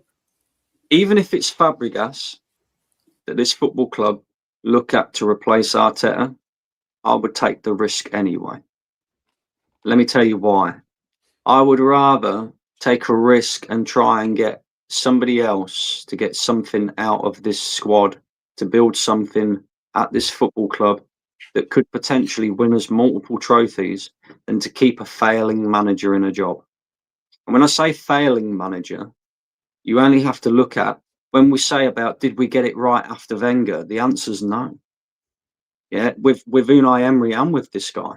Because if you look at Wenger's last 5 years, which we would all agree is his worst, he won 3 FA Cups. This guy's been here 7 years. He's won 1 FA Cup. We navigated the Man United, though, didn't we, Brandon? We both lost legendary managers, and at least we navigated the aftermath better. But even in their mire, this is what's laughable. Even in their mire, look at the trophies they've won. This whole Mourinho won, Van Gaal won, Eric Ten Hag won, because what Kenny said, pedigree. Pedigree matters in football. But also as well, Soph, let me ask you this. Let's say Arteta wins the Premier League. I don't think we're winning the Champions League. I'll be shocked if we win the Champions League and we, against either of them two teams we just watched tonight. But let's say he wins the Premier League, right? I don't see this guy changing next season either.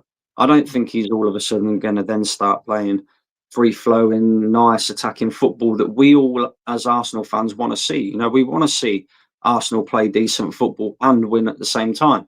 I just don't see that happening under this guy. I think if he wins playing this way, he'll just stick to playing this way and bored for the rest of our lives. I also want, as well, not just, obviously we want trophies, but we've got to see some good football stuff as well, People pay a lot of money. I hear you guys. I think there's nothing wrong with wanting something different. I absolutely do not think there's anything wrong with wanting something different.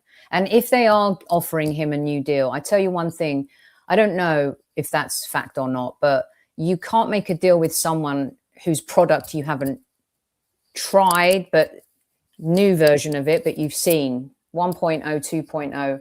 You've got to listen to a little bit of the outside universe in the fans, in that no one's going to sign up for this next season.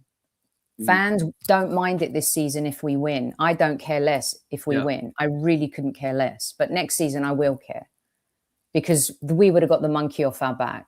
Now, you know, now you want to be entertained a little bit more. I've accepted what's happening this season. Doesn't make it right, but I've accepted it. They've got to know who he's going to be next season if they're talking to him about this. I don't think he even knows who he's going to be next season. He doesn't even know who's fit in the press conferences at the moment. We've seen him do it before. The danger with him, I think, is that if he does win this way, it will give him the coupons to keep doing it, because it's proven. And look, if we play this way, right, we have to win. Because if you play like this and you don't win, then people that are saying, Pulis, and we're going, come on, it's not Pulis. Well, we kind of are, because we're playing that way and not winning, just like Pulis, Moyes, and Allardyce did. And I know we're elite versions of those managers, but it ain't great. Like, we've got to be a Simeone, a Conte, or Mourinho doing this. We can't be put into the bracket of those managers. So for me, when I'm looking at it now, I get across the line by all means. But the people that believe like now it'll stop stressing now, and now we'll go all out there gung ho. We really won't. We really won't. It'll stay and go, well, I've won it this way, so this is how we do it. So look, I'm actually in the category of I would keep him if he wins a trophy, either of these trophies, right? But I'm not going to say that you're all deluded if we win one and you want him gone still, because who's on offer, Dan? If you're keeping him, if anyone's on offer, if he wins the Champions League or the Premier League, you're all in on going another round with Mikel. If he wins me a trophy, I'll keep him. I said that at the start. I'm not going to change that. What I will say, though, is when people say to me, who do you think we can get? Well, this manager earns 15 million. And if we do believe he signed a new deal, he's going to be on about 18 or 19 if he signed one. So Luis Enrique's on 9 at PSG. He might like France and enjoy their wine, but I reckon he'd enjoy 10 million a year pound more. So we can get anybody. Luis Enrique, Zinedine Zidane. He don't want to come to England. He would for 18 or 19 million. Trust me. Yeah. Antonio Conte and Simeone don't want them crap football. Will they win playing crap football? This manager might not be able to. Yeah. I don't care who it is. Get across the line. Get a manager in. Fabregas wouldn't be my choice. But if you're asking me now if Arteta wins nothing and I've got a choice of Fabregas or Arteta, I'd pick the new voice and go with Fabregas and attractive football. That's what I would do. It might be crazy. It might go flat. And people say, you want Simeone? What happens if he don't win in 2 years? Sack him and I'll get in Tuchel. What happens if he don't? Sack him and I'll bring in Conte. I don't care. I want to get across the line. This ain't, well, I've got to stick with him for 6 years now. I know he's crap, but we have to give him 6 years of the process. No, we don't. Get him across the line, man. We're not a revolving door club, though, are we? We're not. I'll tell you who is a shout. Inzaghi's a shout as well. He's a good shout. There's loads of them. Like Dan was, to be fair, on here last week, listing them all out. And you got like the other Dan and Igal and all these guys going, "Whoa, I don't want them. I don't want them." What not? Why not? I don't get it. What's so like? Why the grass is not always greener? I hear that, but don't think that if Arteta leaves this club, RIP. Oh my God, we're back to 8th again. What is going on with this, man? I don't know. Jurgen Klopp doing what he done with Liverpool last season. Do you understand? And at the end of the day, there's a catalogue of evidence to suggest if this man don't get it over the line this season, the evidence suggests that he's just not going to do it. So would you just keep going for it? And then they come back and say to you, be careful what you wish for. I don't want to wish for this no more. Yeah, the heartache, the pain. This ain't just 6 years. This is 22 years. It's too much. A change of voice is needed if he doesn't win nothing. I don't want Cesc. I don't want none of these guys. I want a top-class managers that's proven. But if you're telling me Cesc is available or keep Arteta, come on, it's simple maths. It's easy maths. It's easy maths. But this is the other thing, though, Dan. You like the club's got to have a plan as well, and I don't believe they do. They didn't have a plan for Wenger finishing. I've prepared myself for another year of Arteta, whatever's happening. Exactly. They didn't have a plan for Wenger finishing. He should have finished after the FA Cup against Hull. That should have been time for the football club to say, see you later, Wenger. Thank you very much for what you've done. We've got a plan in place. But ultimately, we had no plan in place, and we kind of ended up having to force them out. This comes down to the ownership thing, which I've not been allowed to speak about for the majority of this season. But listen, just Dan, I don't think we can complain about the owners over the last 3 seasons. If they make a poor decision in the summer, go for it, gangbusters. But up I'd have until sacked, this I'd have point, sacked him. I'd have sacked him last Can I- season. So, well, there can are I a lot of just people ask- that would have I sacked would him have sacked him after when we the balled it. semi-final of the Europa League. A lot of people would have sacked him after losing to Emery in a semi-final. I mean, for me, I was in the unforgivable phase at that point. I was like, how is this possible? How are you able to keep your job losing to the guy that you replaced in the semi-final of a big European, game? But to be fair to him, and look, and there's people saying like I'm defending him. I'm not defending him. What he did after that, right? We definitely improved and we became more competitive. We weren't competitive in the league. We weren't challenging for titles. But eventually those coupons run out. You've done the process. You've had the progress. Now you need to deliver success. And he's on the last arc of his Arsenal journey for a lot of Arsenal fans. And I don't think there's anything wrong with that. And that's why I think to myself, wow, I wonder what a new coach would do with Eze and Dalman.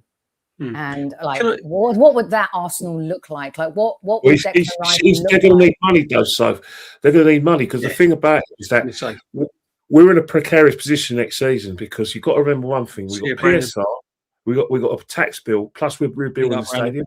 So money is going to be an essence. We've got to make some difficult decisions, and if you can't get the money for the players you want out, you've got to say to yourself, you've got to make the greater good because you want to eventually challenge again and win this time, which means you've got to make a sacrifice. And I can think of about 2 players who will make a sacrifice. 2 players. One Real Madrid want. One is a great defender, but he's not great in the ball. But if that means we can now move in a different direction, change our style of play with a different player, then I'm all for it because unfortunately in football, Arsenal's the only club that I know that there's no such word as dispensable. Every other club. As much as I hear what you're saying, sorry to come in there, Ken, because as much as I'm going to disagree with you, because as much as I totally agree where you're saying and why you're saying it, I think we can still be competitive by keeping the likes of Salibas and Sakas and Gabriels. I don't want to finally get this team and go, actually, we might need to sell Saliba so we can go and get a striker. Keep Saliba and go and get a striker. Can I come in and just make a point, Kenny? Sorry. We're looking at it from a fan's perspective, but how do you think these players are going to feel if we don't win a trophy this season? And then they rock up with the same manager there. Don't you think the players are going to listen? And I don't see how these players are going to get themselves up for it next season when the same manager's in the dugout and he hasn't won anything. They're all spineless, JB. That's why he's filled the team. He's filled the team with spineless players that won't stand up to him. That's what he's done. He's done that meticulously since he's come in. He got rid of anybody who'd stand up to him, anybody with a bit of a backbone, anybody that's a bit of a maverick. And the problem is that they're the players that get you over the line. The Aubameyangs get you over the line, like he did in the cup. The thing about it is modern football nowadays is that we do have managers where we have white ball managers, like managers who control things from within. You look at even PSG under Enrique. Look at the players he got rid of, and look at the control he has over the team. But he can still get them to play good football. They're still Mavericks, though, Kenny. Yeah, they're still Maverick players because that's their way he prefers to play. But Joey Guardiola, he plays beautiful football, but he's a control freak. You know he's a control freak. No, listen, the De Bruyne has stood up to him. We've seen it before. We've seen players stand up to him. And I'm sure he's glad when they do. He's a modern player, and I say it respectfully, right?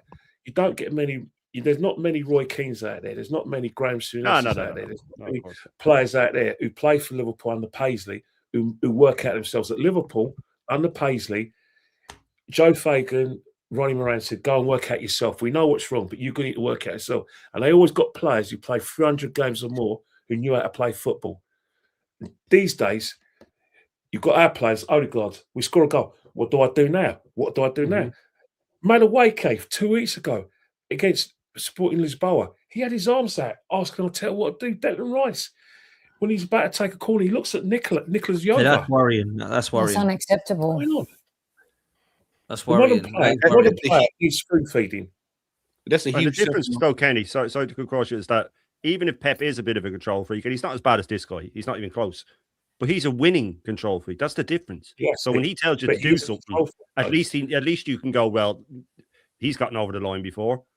Yeah, We've got a Zlatan manager could have who, won when you for take into account everything he's spent, No, all the exactly. youngsters he's been given, the fact that Chelsea have fallen off a cliff and Tottenham over the last few years and United, and it's only really been two teams he's gone up against. If you take all that into account, all the money spent, the golden generation of youngsters he was given, if he goes trophies this season, he is without a doubt the worst manager in our history. Without a shadow of a doubt, the worst manager in our history. And I'll argue anybody on that. There's no manager that he People will be might worse than argue when about you that, put Sean, it because all into account. Bruce Rioch, anyone? well, Bruce Rioch was a fool to himself. Bruce Rioch finished fifth with an alcoholic Tony Adams and an alcoholic Paul Merson, and he signed Dennis Bergkamp. Well, I'll always give him Dennis. But we never really wanted them because the thing with Bruce Rioch is that he was just there to sort of like hit the bedroom for us in. Yeah. You know Well, what I it mean? took us 3 years to equal his league finish. So yeah, Let me, I do hear that. Let me just go. I want to bring some super chats in a minute, but DJ, Matty, and Dan, I want to come to you as well because they haven't had a chance for the last few minutes. Dan made a really good point about Slot and Liverpool, by the way, right? And it's mad, and I can't get it out of my head. But I watched Liverpool in the Carabao Cup final against Newcastle and thought, Jesus, they look bad all of a sudden. And they ain't been good since. I watched Arsenal in the Carabao Cup final and thought, Jesus, we look terrible. And we ain't been good since. So there's a little bit of a replica there for Slot and Liverpool and Arteta and Arsenal. And I hope it don't do what we all think Liverpool have done this season, which has been shocking. I hope we don't have one of the summers they have, get excited and think etch the name on the trophy and we end up fifth. That's what I'm saying. But look, I wanted to have close on a couple of questions and I'm going to do some super chats, right? I'll throw this into Shane, Matty and DJB because I really do feel like this is a genuine question because if we are going to do the unthinkable, I think this is the only way that we're all believing we can do it. And it will lead on to the next question in a minute, which is more towards the Premier League, which I'll ask. Could you think we can actually win this by stinking out on 1-0? Because I'm serious when I say that is the only way we're going to win this competition. I do not believe we're going to go and blitz 4-0 like we did the other month against Atletico Madrid tomorrow night across 2 legs. And I do think if we got to a final, it's the only scoreline that I see happening. I think we have to rely now on our defence, and the only way he's going to do that is play how he knows, and that's playing crap football and trying to stink out the gaffs. But Matty, I'll come to you on that first, bro. What are you saying? No way, no how. No way, no how. You saw the quality of tonight panel. There's no way you can just score 1 goal against these teams. Matter of fact, I was sitting there with DJB. He thought the game was over, 5-2. I said it's not over. I said, the one team I know that can claw this game back is Bayern Munich. This is why PSG should have kept trying to score. They would have to score, And Shane, you can attest because I told you in our chat. I said it's 8 goals in this now, and that was at two goals. I said it's 8 goals in this game now. You're playing against teams now that have a lot of firepower, now, and this is where the trail comes to an end because. Unless Jokeris goes on a tear, we find somebody, as Sophie stated, Dalman comes on or whatever and rips it up. We're in trouble here. Or Eze goes into late season like he was last season, where he just carried Palace over the line. I don't see where the goals are coming from. I'll go back to it again. We're in the middle of a scoring drought. I mean, a drought, long drought, and I just don't see how we can just 1-0 it all the way through. I think our luck is starting to run out in some of these competitions, and especially in the Champions League. When you got 2 powerhouses like PSG and Bayern, it's just you're not going to be able to. Pardon my French here. I know we got a lady on the panel, but you're not going to be able to half-ass it coming down the stretch here. So for me, I don't think that 1-0 is going cut the mustard here. You might be able to pull it in the league, but even then we mess it up so bad with the goal differential that even there it can cause you some serious problems. So for me, I just think if we're going to get over the line here, it's going to have to be we're going to have to find somebody's got to play out of this shell. DJ.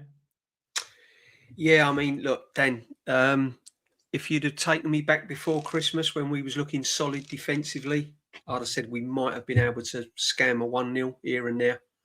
But the fact of the matter is, it's a bad concoction when you're not scoring and now you're conceding. People are forgetting we're not only not scoring, we are now conceding goals, and we're conceding goals from set pieces. We look vulnerable when we're attacked in numbers. So, and that's down to pressure on these players, the players and the manager and the coaching staff. Look, call it for what it is. They've put themselves in this position where every single kick of the ball is a pressurised situation, and they shouldn't be in this position. We should have a Carabao Cup in the bag. We should be in an FA Cup final, and we should be dropping points at the Etihad, which we do anyway. That's no disappointment. But we should have dropped those points at the Etihad and still be sitting 7-9 points clear at the top of the league. And then you go into this Champions League game relaxed, a little bit fearless, a little bit on the front foot. You can take a few chances. Whereas now, as soon as that whistle goes, it's like, right, they've got to be flawless all over the pitch. And I just don't see, from what I've seen tonight, and not just what I see tonight, but what I saw from Atletico Madrid in the first leg against Barcelona, how I see them play in the second leg, it's worrying. It's really, really worrying. Because when this team gets under pressure in pressurised situations, they have to dig in. And they're really, really clutching at straws to find a way. And I keep saying it. I keep saying it, Dan. We should not be in this position. There is no way this manager should have put us in this position going into May, semi-final of the Champions League. And I get all that. Let's get behind them. There's only 3-4 games left and it's the Champions League. But really, can we put up with this again next season? As an Arsenal fan, haven't we just had enough of it now? I mean, you look at teams like Bayern Munich, Barcelona, Real Madrid. We moved to the Emirates to compete with these. 20 odd years on, we're still trying to compete with them. We can't even compete with Bournemouth. We got beat at home. I mean, this is where we are. And the thing is, all we keep doing now is just going round in circles, having the same conversation year in, year out. Listen, I don't care what manager comes through that door. I just want someone that can raise the standards of this football club, can turn the minds of this fan base and actually get the fans united and wanting all the same things that we want, rather than accepting that second place is a trophy and back-to-back Champions League semi-finals is a success. Go and win something. But listen, Champions League, can we scam it a 1-0? Not what I've seen tonight, Dan. No, I can't. No, The players are running on empty. I mean, I'm looking at stats here. 23 assists from the whole of the midfield all season. Yeah, that's what I was talking about earlier. Let it sink in, because people are making Gyökeres the fall guy. Now, me and Kenny are not big Gyökeres fans, but when we give an opinion, it's based on football facts, right? 23 assists from the whole of the midfield at Arsenal Football Club all season. 23. Bruno Fernandes was that. And we want to blame Gyökeres for not scoring goals? Is that include in all competitions or just Premier League? That is the Premier League, 23 assists. And you've got players like Declan Rice, 100 million, 4 goals for Declan Rice, 6 for Bukayo Saka. We're playing in the Champions League tomorrow. 5 for Zubimendi. No, I'm just saying. But when you're going to link that to get through to a Champions League final, and we've got players that are struggling to get into double figures in the Premier League, in their domestic league, and you've got to then step that up against the Bayern Munichs, the PSGs and Atletico Madrid. You've now got to take that into a Champions League. How can that give you any confidence as an Arsenal fan? Well, we beat Bayern 3-0 earlier in the season. Not saying that means anything. Did you watch the game PSG, tonight? With all due respect, they're susceptible in defence. PSG is to our attack. The PSG is a team that Okay. scares the bejesus out of me, But as where does are we Bayern's scoring? attack. Where are we scoring goals to make Well, this them is the vulnerable? problem. This is vulnerable? why I was talking about unleashing someone like Max Dowman, who's going to be able to affect the game in different ways, whether it's set But pieces. if he's not going to release him in a cup in a League Cup final when we've got up against it, how is he going to release that Max Dowman in a Champions League? I'm not saying I'm saying that he should. That But he this absolutely is why we is question going the to. manager, He Sophie, may all be due respect. forced. He may What be he should forced do and into what he doing does something do like are that. two different things, and that's why we question him. Yeah, I get that, but we're this far. My point is, I'm not trying to defend him. What I'm saying is, tomorrow we got a Champions League semi-final, and I would just like, to. I think we still should be excited for it and look forward to it. Yeah, we are excited for it, but what the thing is, doesn't mean I think he should be managing next season. Can we get DJ? through on a 1-0? And all I'm saying on this evidence, what I've been seeing recently, the way we've been playing, to answer Dan's question, the way we've been playing, the stats that I've got in front of me don't suggest that we can go and win a Champions League. And I'm only being honest as a tell you what, football then, fan. DJ. I could sit here and go, yeah, we're going to blow them away. We're going to win 2 Oh, or I'd love 3 to do. nil. I'd love to. I'd love to believe that as well, bro. I'll be fooling myself, wouldn't we? Let me absolutely, and you would be. Let me throw this to Shane and Dan before we come to supers and come to a close, and anyone can come in on this after these two guys. I'm trying to word this correctly because I was asked this today, and I don't know if I have worded this correctly, but you'll get my point. The question is, are we going to try and win games by 2 or 3 goals in this Premier League, or just win by any means and pray that it's enough? Now, I think what I'm trying to say there, and what the question was to me earlier, was we've got to try and win all 4. We all hear that because we believe Man City are probably going to win all 4 or close to that. But we could win all 4 and it still not be enough. Now, if we win all 4 by 1-0, I'll take that because it's 4 wins. But if Manchester City win 4 games, they win the league because they've scored more goals than us. So we are going to have to, in 1 or 2 of these games, go for it and take the shackles off. Now, we're penciling in Burnley at home, believing that we should be able to put 2, 3, or maybe even 4 past them. I don't know that I've got much confidence that we can put 3s, 4s, and 5s past the likes of Palace, West Ham, or Fulham, albeit we did put 5 and 6 past West Ham last season and the season before when Rice scored. I don't know what your thoughts are on that, Shane, but I'll come to you first, bro. Yeah, I don't know if he has it in him. Like we've been saying, everything's sort of habit with these players now, and they've been so overcoached that if he was to say like go out and take the handbrake off, they just wouldn't be able to. You know, the only times that we've smashed teams this year, there's been 10 or 15 minute periods where we've just gone off on one. It's almost like they've sort of forgotten who they are. We haven't dominated anyone for 90 minutes. Could we go do it? Sure, we could. But I mean, where do you see it, really? The last time we scored 2 was against Everton. You know what I mean? That seems like an age ago. That's when everybody said, oh, we're winning the quad when we beat Everton 2-0. And that was 2 goals in injury time when their keeper was forward for a corner. I'm surprised. I don't know if Arteta told him to run it into the corner that time when we broke, but I don't know. I have to go back and check. But I don't think we have it in us myself. But could it happen? Of course it could, because we've done it a couple of times this season. But like anything that people seem to forget when they talk about, you know, with all due respect, Sophie, that we beat Bayern 3-1. But we did that to PSG. And Kenny said it before about the way this team is built and this manager is built. That league phase of the Champions League suits this team and him perfectly because it's early in the season. There's not as much pressure. He hasn't smashed up all the players yet. So he has a fully fit. He has loads of toys. He hasn't broken them all yet.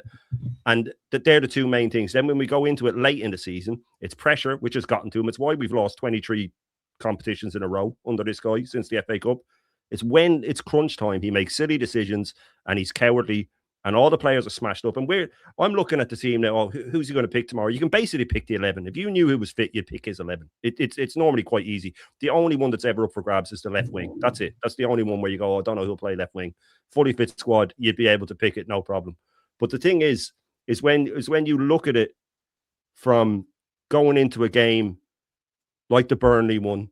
I mean, City had 28 shots against them. Would you see us having 28 shots in a game? I don't know. Now, when it comes to the Champions League, why are we comparing the Champions League? Just curiously, like, what do you mean? I'd like in the Champions League. Do you feel like we're a different team, Shane? Maybe, I don't know. No, Like, have we performed better or to get? No. What I'm saying is in the league phase, it's different. There's not as much pressure. I agree with that it's totally. It's earlier in the season as well, so the players aren't all matched up. Oh, sorry, and it's called the Championships League, according to a gal who I see in the chat. The Championships League, whatever that means. But if when I look at to answer Dan's question, when I look at this team going into the last 4 games, I think that we'll just have to concentrate on getting results. I don't think we have it in us to really have the time to start thinking about smashing teams. If it happens organically, great. If it doesn't, I don't know what will happen, because I think City will have a slapping for someone in there, and I just hope that we do. I wouldn't be penciling in like that the Burnley game, like you say, because I think if we just plan for one game and then it doesn't click that day, you're in trouble. I think we just need to take the lead early as we can in each game, and then, like Sophie said, if it's 1-0 with 15 minutes left or whatever, then you bring on Dowman and all these guys and you go and try and catch them when they're tired and nick 2 or 3, because it can happen very quickly. But yeah, I just concentrate on results for now, because I think it's too late to switch up the style of play, and I don't think he will. Dan, what do you think, bro? I think I'll just amplify what Shane's saying, because if you look at the evidence based on the whole season, people will say we scored the most goals, but over half of those goals came against the bottom 6 sides in the table. This is what people are not realizing. Fulham, we beat them 1-0. Crystal Palace, we beat them 1-0. So I'm not expecting us now to go and smash these teams and Arteta to take let the leash off. He's not going to do it. He's not going to do it because there's going to be that fear of losing. That fear of losing is going to he's going to revert to type of being defensive and being cautious. That's what we're going to be seeing in these last games going forward. So I don't trust him to really go for it. Do I think he's sitting there saying don't score goals? But it's just his style of football is not going to allow us to score the goals that we need, unfortunately. It's not going to happen. Now, once again, I'll go back to set pieces. I'll be hoping on set pieces and hope they start clicking once again. Because I think maybe what the set piece culture has done, he said, let's start going short. Let's stop being so predictable. And now they might start whipping it in now. Do you understand? I don't know what's going to happen, but I don't think we've got it in us to score these goals that we are talking about. I don't know what evidence anyone's seeing to think that we're going to score 2-3 goals. Even the Burnley game. Don't think that's just going to be straightforward, easy peasy stuff. Burnley are down now. They're going to be playing without pressure. They're going to be coming to the Emirates saying, this is our last big game in the Premier League. And Arteta's not going to say, let's just go gun-ho against Burnley. No way. There's going to be that fear that Burnley played against Man City as well. They look half decent, could have had a few goals against Man City. He's going to have that all in his head, Arteta. So we're not going to be seeing him gun-ho. We're not going to see it. We're not going to see Dowman. I want to come to that Dowman point. Dowman is not predictable. He's not predictable enough for Arteta. He doesn't like unpredictable players. Yeah? And because Dowman is 16 years old, he hasn't been able to indoctrinate this man into his rigid system. It hasn't clicked with Dowman yet. Do you understand? That's why we're not seeing him. Had that game against Everton, he's hardly kicked a ball. Why do you think that is? Because the couple times I've seen him after, he's done his maverick stuff. He's been unpredictable, doing his own thing out there, playing with freedom. Arteta can't stand that. Yeah, so you know what I'm going to do to you now, Dowman? You're going to just be in training. You're going to learn this rigid system. Come back. Track back. I need you to track back. Let's work on your defensive side of the game. That's probably what's going on behind the scenes right now. You're going to work on your physical defensive side of the game, Dowman. Yeah? You're too unpredictable for me, unfortunately. I can't see Dowman coming on for the rest of the season. We might see him for 10, 15 minutes. But if we're being honest, he should be getting a couple starts. He should be coming on more often. But this is Mikel Arteta we're dealing with. I think what we need to do, unfortunately, is just focus on getting these wins underneath this manager and hoping for the best with Man City. Yeah? But then they'll say to you, yeah, I can see Man City, based on the form that we've seen from Arsenal, what we've seen from Man City, these top gooners can see us winning more games than them. But they can see Man City dropping points for some reason on the mad run. They can see them going to Goodison Park. They've played them last 18 games. They haven't lost to Everton. Yeah, 18 games. 2017 was their last loss to Everton. But we're going there on Monday night, and it's going to be a hard game for Man City. What are you talking about? Based on what evidence? Because if we're talking about evidence, our last three home games against Fulham, there's been 2 draws and a win. Yeah? So you should worry more about that Fulham. That's what you should be more concerned about. Not Man City going to Goodison Park. They smashed Everton. They smashed them time in, time out.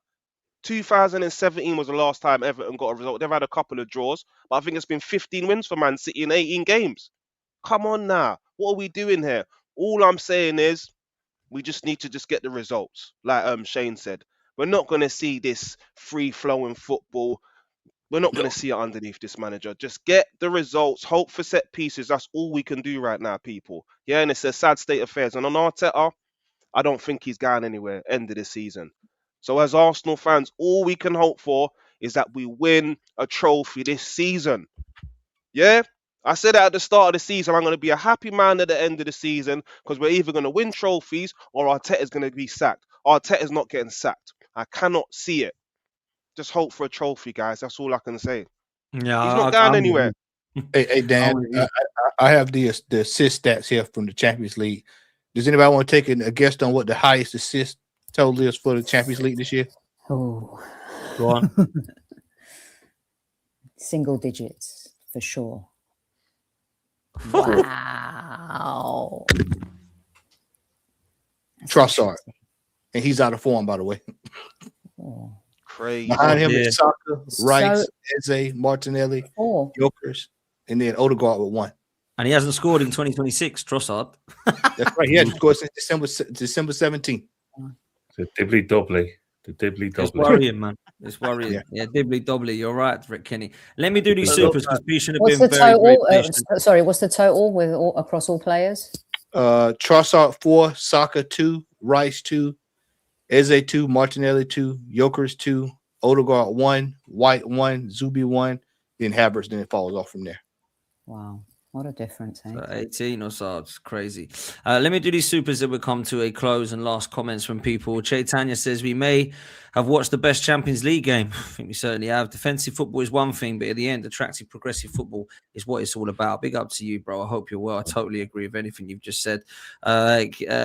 Kilka says, let's be honest, guys, as exciting as that game was, I'd be fuming if we conceded 5 goals. I love our defense, but we need to fix this attack. We need the balance. That's what we do need. That's for sure. But I'd like to score 5 goals. Andy Hart, or just 4. Andy Hart says that could have been the best football I've ever seen. Arsenal won't lay a glove on either PSG or Bayern. What a ride that was. I do agree it's going to be difficult if we get What do you there. mean they just conceded 9 goals? I mean, this is crazy, right, guys? I mean, I'm not saying like we're going to go in there and score 4 goals, but these two teams it was brilliant. But You know what? So if it was the team that was 22-23, I'll probably go, yeah, you know what? We might have a Yeah. shot. I But hear you. Not in I the hear form you. we had now. Yeah, it's more of a reflection on how good the attack is than Yeah. the defense. I think.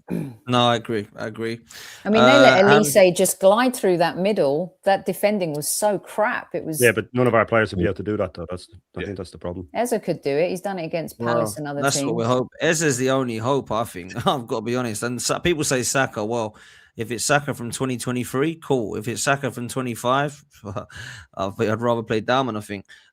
We have players that can definitely play with more freedom and show their ability. Like Zubimendi was amazing the first half of the season, and Eze is our maverick. We need a manager that isn't nervous. I think nerves and the pressure is absolutely 100% key. Nunandino, hope you're well, bro.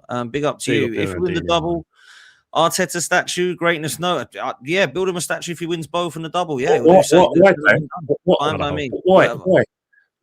should he have a statue? I don't know. Why we just This is the thing. It's never enough for them. I don't Kenny. It's care. never enough for them. It's not. No, it's not everything against Arteta. Come on. They'd have to have a 24-hour Okay. guard on it as well because half I'll these give fans will everyone be a humping the statue. thing. Come on, man. Let's this statue thing. Come on, stop it. I don't see Nah, many man. statues. I don't. It I would don't be care. good. I don't No, care. no, if no, he no, wins. Nobody I'm really serious about it. No, it really gets to me because I love this club with all my heart, and I want better for the club. Giving statues and like it's confetti. Come on. But winning the Champions let's act League, like a something big no club. other manager has Let done. winning be the norm. Confetti. Let winning be the norm. Come on. I don't like statues. I think statues should go to like doctors and nurses and warriors and people like that save lives and stuff. Footballers and immortal. Christopher Columbus or Nelson. Footballers statues. I agree with you, but now they've set a precedent. So if you don't give him one, How can you? Well, How can all you right, not, why based on can't what you've George Graham done? have one? George No. Graham's the last manager who's won in Europe. Yeah, yeah. George Graham George should Graham have should one. have one, I 100%. You're talking to Highbury girl here. Absolutely. Would the statue be able to stand still anyway? Would it, or would it be running up and down the fucking touchline like a lunatic? No, It'd be like that And film, apparently, Managerial. Maddie, apparently your stats are wrong. Apparently, according to Chorizo I Fingers. in the chat. always say, when you talk about a football club, whenever a football club talks about legends and talk about statues, it means that you're trying to create something that's not there. You're a big club or not. Big clubs don't have to, talk about statues. Or you're actually relying on what was there, because there's not much there Yeah. right now in that same realm. Yeah. Let's make our own history. Let's let the modern players start winning us trophies, and let's start dominating, because I ain't seen that in my lifetime. I haven't seen a European Cup. I can live without the European Cup if we dominate the league like Liverpool, Man United used to do. Yeah. Yeah, I agree. Well, look, let me continue with these. Ham says, Odegaard needs to stop waving. Oh, God, this drives me insane when I'm at the ground and he does that in my head. I cannot so stand annoying. it. Makes my blood boil when he does that. Yeah, oh, shit, why don't you just play football and we might get a bit more excited? You know what I mean? Jesus Christ. How about some goals and leadership and control in the middle? Here, I've had enough of Martin Odegaard. Please get rid of him in the summer. What worries me the most is the manager created this bubble around the players. You can't shield fans from the harsh reality. With our captain telling us, how can you not enjoy this? Yeah, that is mad. If that was actually true, I don't know if that was AI or if that was true, by the way. Supporters and club are not aligned. I think some of that is definitely true. Arshavin Rizik says, can't wait for Arsenal. Atleti for today. Lema was good. Right wing. Austrian in Paris. The gameplay from 1940s Austrian right winger was absolute bonkers. Big up to you, bro. Nunandino's a new member. You're a legend, sir. If you would like to become a new member, then make sure you do click the button join. Andy says that game was worthy of the final. It actually was. Let's be real. It actually was. That could have quite easily been a Champions League final. What a final that would have been. Let's hope that Arsenal get there. Kick says we beat PSG, Atletico and Bayern in the first half of the season. We can't put on a performance like that now because our players are dead. As always, yeah, I'm worried about the tiredness of these players. I really am. He also says goals conceded in the Champions League. Atletico have conceded 24, PSG 17, Bayern 14, Arsenal 5. This attack will not win us the Champions League, but if the defenders lock in, they sure can, which was kind of linked to the question I put in earlier about winning 1-0 and keeping clean sheets. Unpopular opinion, and this is interesting. We would have already had the Premier League wrapped up if we had Marino fit. I said I don't earlier. want to hear that nonsense. Oh, Nonsense. Whatever player's out is the one they craziness. say we missed. He's Yeah. not That's even the one starting that for we the missed. team. It's very It's interesting. just craziness, Dan. It's the same craziness about people who want to knock down Victor Gyökeres. So you complain about goals, but here's a guy who scored 18. He's never going to be Haaland. He's never going to be Kane. You want him to be the sexy footballer, but he's playing for a manager who's asked him to be something that he's not. And he's given everything to this team in a selfless, unselfish way, never complained, never moaned. And some of our esteemed colleagues out there are ripping the guy to shreds. Because why? Because he doesn't have as many touches as Havertz. Because people were actually happy, that people actually said, I felt a lot better after losing to City than I did after beating Newcastle 1-0. What world are we living in here? I don't understand that at all. This is craziness. This is insanity. Get behind Victor Gyökeres. Get behind Victor Gyökeres. We're going to need him. We're going to need every single person, Dan, every single player. What is this nonsense with Gyökeres? I don't understand it. It's the deflect from the manager, Sophie. I said it in the summer. Last summer when we got him, I said he'd get 15 league goals under this system. I was told, oh, that's so negative. And I said, when he doesn't work under this system, and if we fail to win anything, they'll start blaming Berta and they'll start blaming Gyökeres and say, well, Arteta needs his striker now. It's just all a ruse just to keep Arteta in a job for another year. The players as well.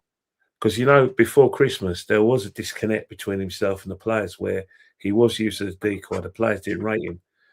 We thought we got rid of that. We saw that against Newcastle when there's a situation where Odegaard, Victor's making a run, he's basically saying, I'm here, pass me the ball. He went back to Zubimendi, and Zubimendi did a lollipop. The chance is gone. He did the same to Havertz in the first half, where he should have played the ball a lot faster. The issue isn't Gyökeres. The issue isn't... this is insanity. This really is. But I think the thing with Victor, though, is that there is a disconnect between Victor and and his teammates and vice versa. I think all points about Victor ain't wrong, actually, in terms of like the expectations on Victor are very high because of what he did in Portugal, and people are expecting something. But I always say, if you are linked with these great players, just remember who your manager is and how you play football, because you can't watch us play and not know how we're going to play. And I was astonished when Victor was signed, because there's no way Mikel's going to one change the way we play. And when it gets into the business end of the season, you only have to see his team last week at the Etihad. He went to a circle of trust, and that's a thing.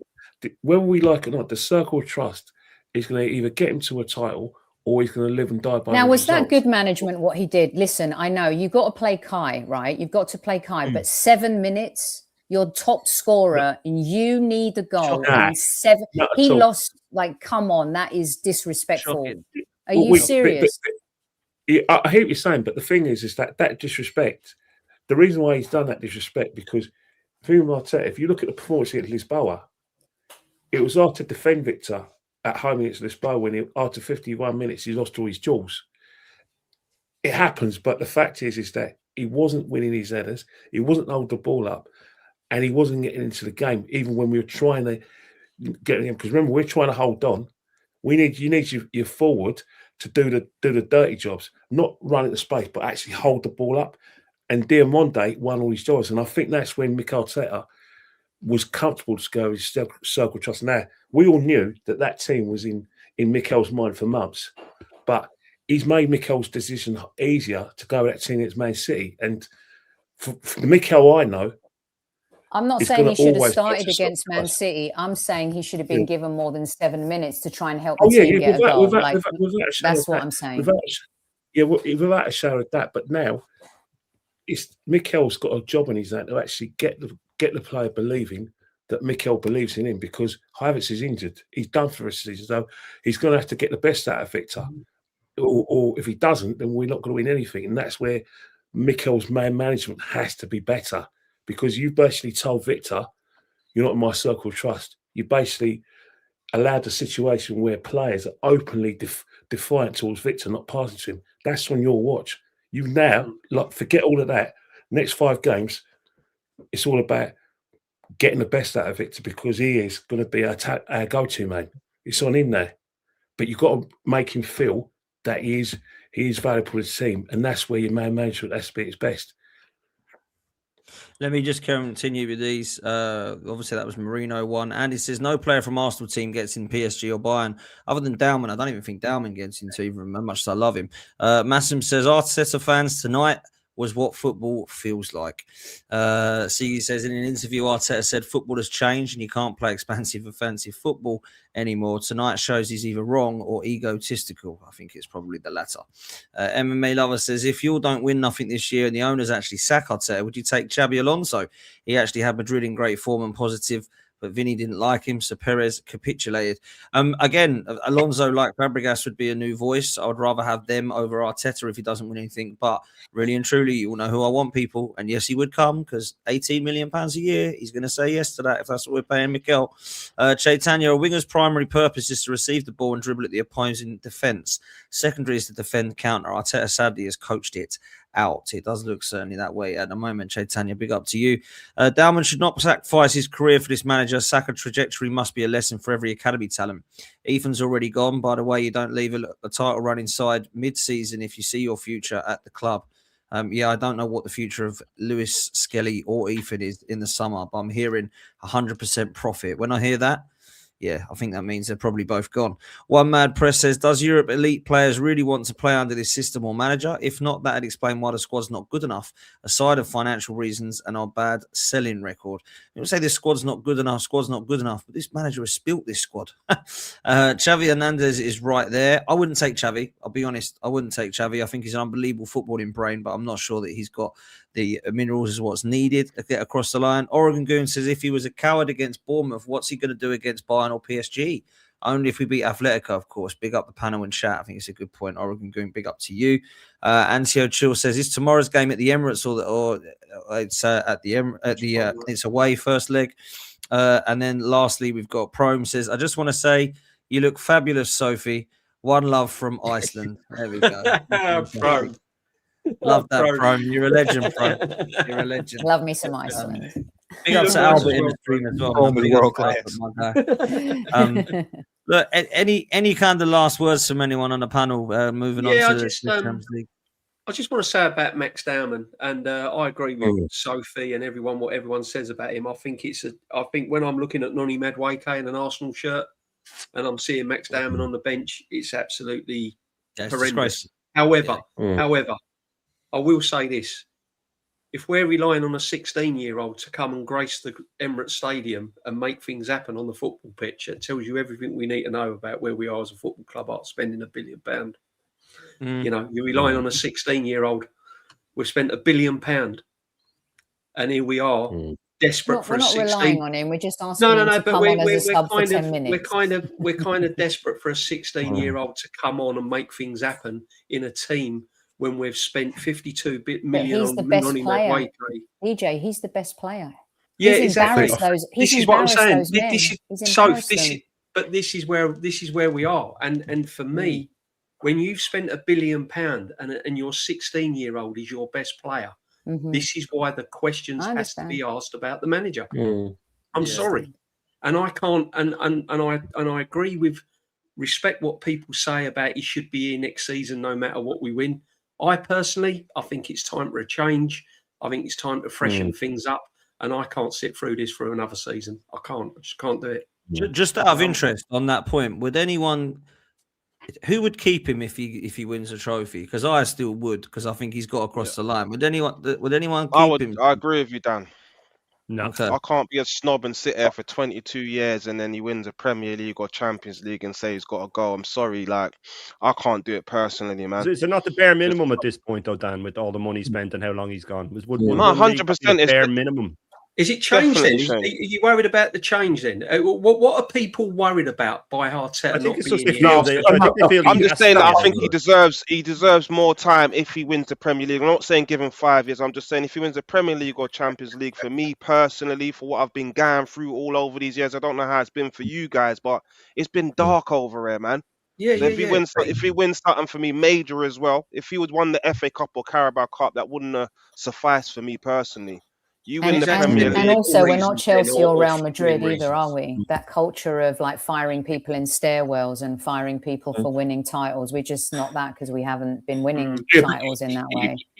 You know, it's sentimental reasons then, or football reasons. This is what I'm trying to say. It's not wrong. Either way, you know, I think either way it's not wrong because at the end of the day, I do think that whatever happens, next season is going to be a massive season because if we don't win the league, then it's going to be a massive job to motivate everyone, even us as fans.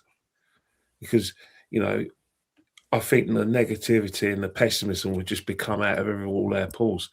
The thing about it as well is that, Mikel, you know, in interest of fairness, he probably would another go. But the problem is, football moves on. Teams are going to work us out like they did with, you know, Slot. They're going to be run those extra yards. They're going to design formations to say, right, let's stop their players. Let's make sure that we do the overload. Let's stop Odegaard, let's stop these players. How is Mikel going to navigate that? Because the demands of Mikel to dominate and win it again are going to be very hard. Sometimes a manager can win the lot and say, you know what, that's my lot. Thank you, but Kenny Dalglish. It's not nothing wrong either way. But me personally, I understand the clamour to actually keep him the job. Because at the end of the day, is it fair to ask someone to leave after they won all that? After they've Probably been successful. Not. Let me ask you this though. Depending on, so there was a period where Wenger was not doing so well, and we had that sliding door moment with Pep, right? And even Jurgen Klopp, and Arsenal whiffed. I feel like if we're not careful, depending on how this goes, we could be in a situation, let's say, you know, Luis Enrique, we don't know if he's staying or going. It's more than likely he might stay. However, is there a class of managers out there once again that maybe will change the trajectory of, well, look what happened with Manchester City and Pep and Bayern Munich and Pep. Like, this is a sliding doors moment for us, I think. And it's a very, very big decision because Manchester United are looking for potentially a new manager. And they may want the grandeur back, and those guys are sniffing. You can see things brewing now. They've got Champions League football. They can attract the players. They're going to attract a big manager name. Chelsea, the same. This is a sliding doors moment for us. They're going to be having new voice, new vision, new. So here's Arsenal. Depending on if we win or lose, what direction are we going to go in? I think it's a really big moment, not only for us, but where that big dog manager can land, knowing there's 3 big dog clubs out there that could be looking for one. I totally agree with you. Just look, remember, Bertie Mee outstayed his welcome, and that was in after 71. 73, he came second. After 74, it was just a joke. We were a joke. And George, even George, the guy I loved the most out of all our managers, he outstayed his welcome as well. And I think that's the thing in football. Unless you're winning every year or every other year, there's going to be a time where you have to you yourself know it's over, and you have to have someone to say, right, it's done. Arsene Wenger was allowed to keep his job on the basis because it wasn't because he was doing anything. He was a great manager because of his obsession to win the Champions League. Arsene Wenger was so obsessed with the Champions League. That's why he wouldn't go. He wouldn't budge because every other great manager won the Champions League. And you look at the way Arsene Wenger, played junior teams in the FA Cup and the League Cup because he wanted that Champions League so badly. So could you really sack Mikel then, bro? If he wins it, is it like after all this timing? But the situation is that you talked about a sliding doors moment, and you are right. But he wins it. How long do we celebrate winning this title? Because we've been celebrating the invincible. When you say, well, 100%, I'm out. There you go. Exactly. This is why. I mean, look, it's nothing personal. I just feel that if he's taken this long to get us over the line and it's been a struggle, how long do you stick with him just because he's won? And listen, I'll give him all his flowers if he wins the Champions League and all of that. I get all that. But how long do you stick with him when he's struggled this long? Isn't there a part of you, DJ, that thinks to yourself, forget about Arteta for a minute. What about the players? If they actually win something, what that will do for them going forward into the next season? And I agree. Excellent point, because look what happened with Tottenham. But then it can easily turn stale. I mean, I remember like when George Graham won, titles and everything else. Players soon really when he outstayed his welcome, players started to turn against him, and I just don't want that situation at Arsenal. I just feel that in this modern day football, a manager can only go so far. And I just feel that he's. But if he wins them a Champions League, they're going to follow him even more to the end of the earth. Like that is a togetherness. You can never break that bond. I get that. And I know Tottenham is shit. Like, please, I'm not. But it's the quickest thing I could with think Matteo of. at Chelsea. Yeah, and also like Ange Postecoglou had those players. Those players loved him. They underestimated the relationship between the players and the manager. And I'm not saying our players have that. What about Di Matteo at Chelsea though? Yeah. That's they won the Champions League. They didn't give a shit when he left. But they're a firing club, Shane, aren't they? They're firing Ancelotti after winning X, and they're firing managers left, right, and centre. That's their culture. We just I don't want us to miss the boat of an elite manager. If managers are going and then we stick with Arteta, and then these managers end up at Man United and Man City and Liverpool or wherever they end up. And then we miss the boat, and then we've got to start another process. It's another project. It's another phases. It's more money. And, it's just worrying. I just feel go out on a high. If he wins something, go out on a high, and let's start again, because these players need freshening up. Yeah. And we need to get rid of there's 6 or 7 players. Winning gives him a certain power as well. He's powerful now, but winning gives him a whole other level of. Like then he has that thing maybe I said to Shane he had earlier this season that clearly he lost. Shane, if he wins the Champions League, is he then a manager that has that aura that can attract? Like it makes him even more unbearable. Probably. No, I don't think he's able to attract top attacking players anyway. You know, I mean, Gyökeres was one, but I don't think top attacking players want to play under him. I don't think Kvaratskhelia wants to play under him, or Doué or any of these guys. They don't want to be tracking. And they back shouldn't really. They want to play for Arsenal as much as. But unfortunately, that's not the case. Though you are playing for him, you're going there. You're going to end up being injury prone. You're going to spend your time tracking back. You're going to have to do all the hard work. Where these, like Kvaratskhelia left Napoli because of that. You know, I don't want to be tracking back as much. That's why he left. He wanted to go play for a manager that plays expansive football. A lot of attacking players, they work that way. They want to play football for football's sake. We sometimes we think they don't because it's all this mercenaries and all that. But a lot of the time they will make football decisions. They'll go to it. They'll go. Wenger used to attract players way out of. We shouldn't have been getting Alexis Sanchez's and stuff like that when we weren't in a very good position and always on these guys.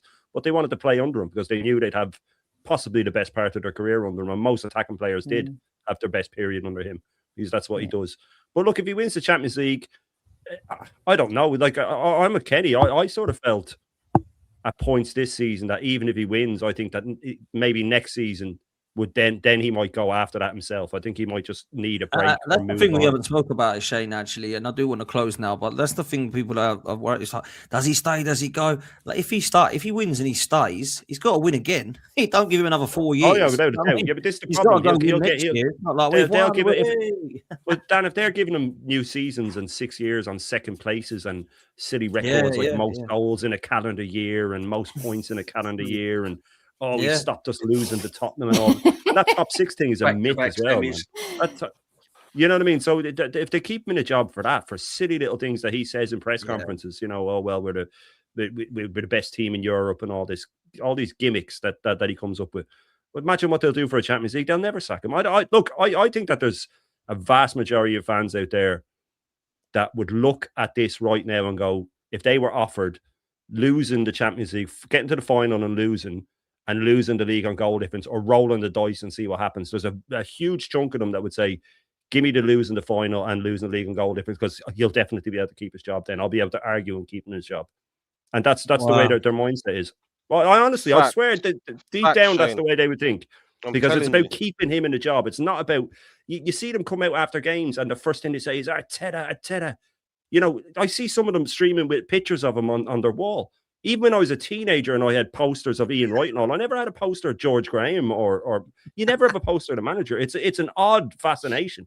And honestly, I think that the only one that they would accept would be Cesc because he looks the part. Oh, well, he kind of looks like him. He kind of looks like him and he's Spanish and he's handsome. Honestly, and you think I'm joking, but there is a real part to that. I think if Emery looked and acted like him, these people have been bamboozled by him. Like that's the Shane, thing. It is. The funny thing is, you said there about getting to a final and getting to the last day of the season on goal difference, but they didn't care when Unai Emery got to a final and lost. No, of course not. Of course not. You know what I mean? And that's why I said to you backstage, if we do get to a final and play one of these teams and they slap us up like they could, they better hold the same energy because that's why they wanted Emery out. Everybody that wanted Emery out says because of the way we lost the final. But like this manager has lost 5-0 to City. He's lost 4-1 to City. He's lost 3-1 to City. He's lost 4-0 to Liverpool. He's lost 3-0 to Liverpool. The people just sweep that under the carpet and go, oh, well, do you want to go back to getting slapped all the time? I'd rather go back to getting slapped once or twice a year, winning an FA Cup and playing nice football. It wasn't perfect, but it was better than this.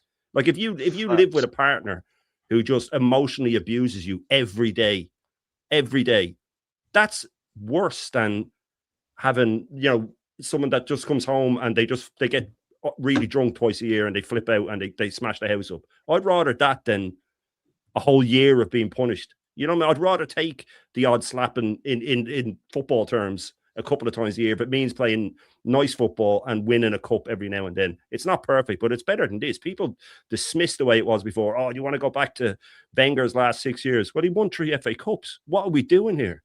What are we doing here? And he only finished outside the top. Shane, they forget to say our darkest time was underneath Arteta, 8th twice. Yes, lowest exactly. in the Premier League era. They never say that. They never say that. He all about 5-5. And then they say, oh, 22 years without a league. He's 7 of them. He's almost a third of them. This guy. Oh, 22. He's a third of them. And he's been backed like nobody before. He spent more money than every other manager in our history combined. All of them combined. It's mad. It's madness. It really is an obsession. Like, people are being banned. And I'll finish on this. If you go up to someone who's in a cult and tell them they're in a cult, they don't know they're in a cult. Otherwise, they wouldn't be in it. You know what I mean? They don't know they're in a cup until they get out of it. But it's the truth. You go to someone Facts. in the Branch Davidians and they're in there and it's not until the DEA are coming through the windows and the place is on fire that they go, shit, maybe I was wrong about this guy. You know what I mean? And that's what it's going to take with this. And I'm just tired of it, man. Oh, that's a brilliant analogy, man. Look, we'll end on that because that is class, man, and everyone needs to go. But big up to everyone that's here.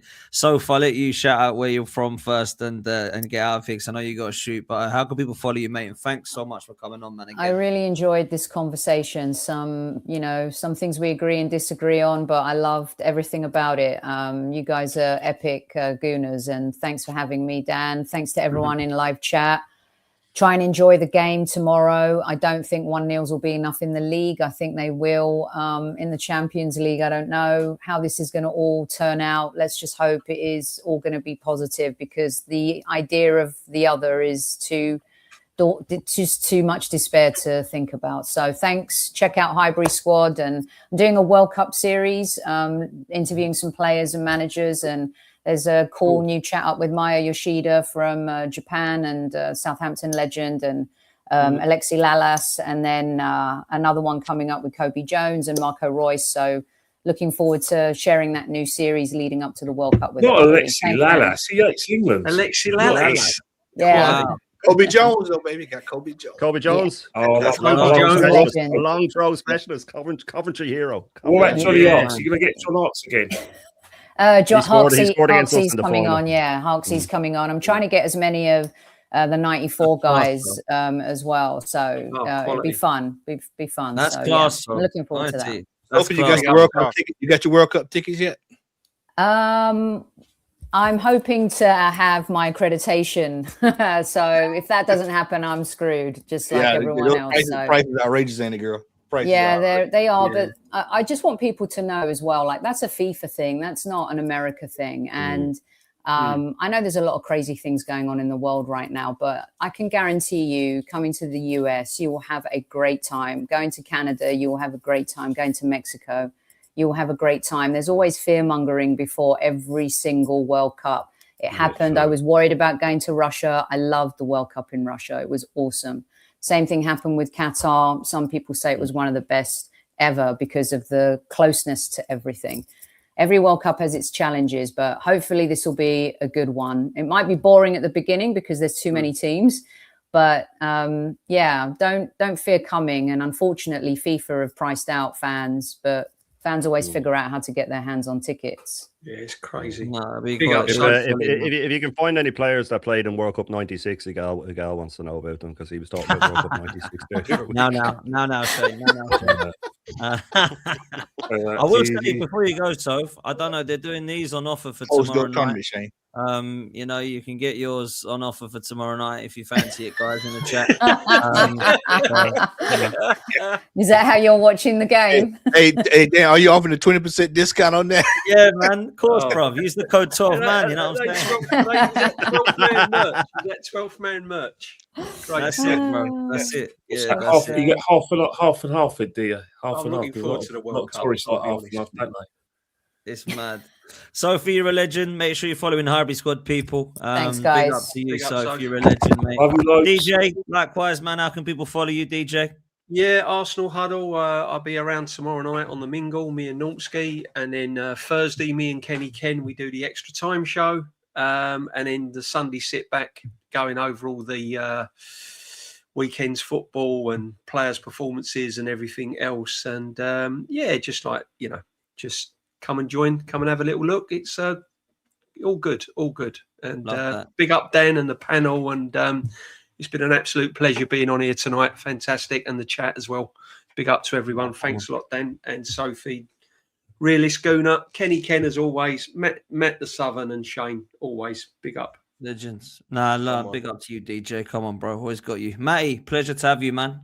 Yeah, man. Big up everybody. Enjoyed the chat tonight. Thoroughly enjoyed the conversation.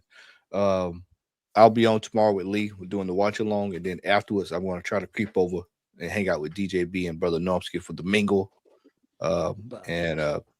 That's it, man. That's it. You can find me here on YouTube, Southern Gooner, here on YouTube. Appreciate you, Dan, for the invite, brother. Come on, bro. You're always welcome. You know that. Shane, likewise, bro. Yeah, no, big up for having me on. Absolute pleasure to be on with Sophie and DJ, Maddie, Realist Gooner, the legend, and of course Kenny Ken and the legendary chat. Yeah, Shane Gooner, live tomorrow morning, 10:30 every morning. I think we're 3 away from doing the full year without missing a day. So I said when I did the first full Irish breakfast that I'd do 365 in a row. So we'll be doing that. I think Friday we're giving away, for some reason, my missus, who's a big Arsenal fan. But 3 years ago, she went away to Spain and she brought me back an Arsenal jersey with Odegaard on the back. And I was like, I am never wearing that. What were you thinking giving me that? And it's become a bit of a mythical thing on the channel. He was trying to tell you something, Shane, I think. Yeah. I'll be giving that away. No, but she actually thought he was good then. But then I did the thing where you just, when we're watching the game, I go, just keep your eye on him. And now she can't even if she sees his face, she's like, oh man, I can't believe he's coming on the pitch. So we'll be giving that away to the legendary chat. And yeah, that's the main one. A couple of other shows tomorrow, but 10:30 every morning. Yeah, you're going to be able to give that away though, Shane. That's the worry. They can do what they want with it, DJ. Once it's not in my house anymore, you know what I mean. Things have been going wrong ever since I got it. I think it's cursed. Oh man, it's the omen. It's the bad omen. Get rid, man. Get rid. But nah, listen. Make sure you're following Shane. He's a real one, man. The car won't go forward whenever I wear it, and I don't know what's wrong with it. It can only reverse, go sideways. Make sure you're following Shane every morning. He'll be live. Shane Gooner. Dan, pleasure, bruv. How can people follow you, bro? Yeah, man. Big up everyone on the panel, man. Each and every time. Highbury squad, obviously. DJB, Southern Gooner, Shane, Kenny Ken, and obviously yourself, Dan Potts. Obviously, before I come on this space, I was watching all you lot stuff, man. So yeah, I'm a fan at the same time, man. Big up, bro. Gooners Therapy is where you can find me. I don't know where Positive Dan is today. He didn't turn up. I don't think he was ready for the bullets. I'll be honest. Maybe honest not. with you. He'll turn up if we win tomorrow. I'm telling you, you know the story. But yeah, that's my guy who I do my channel with, Gooners Therapy.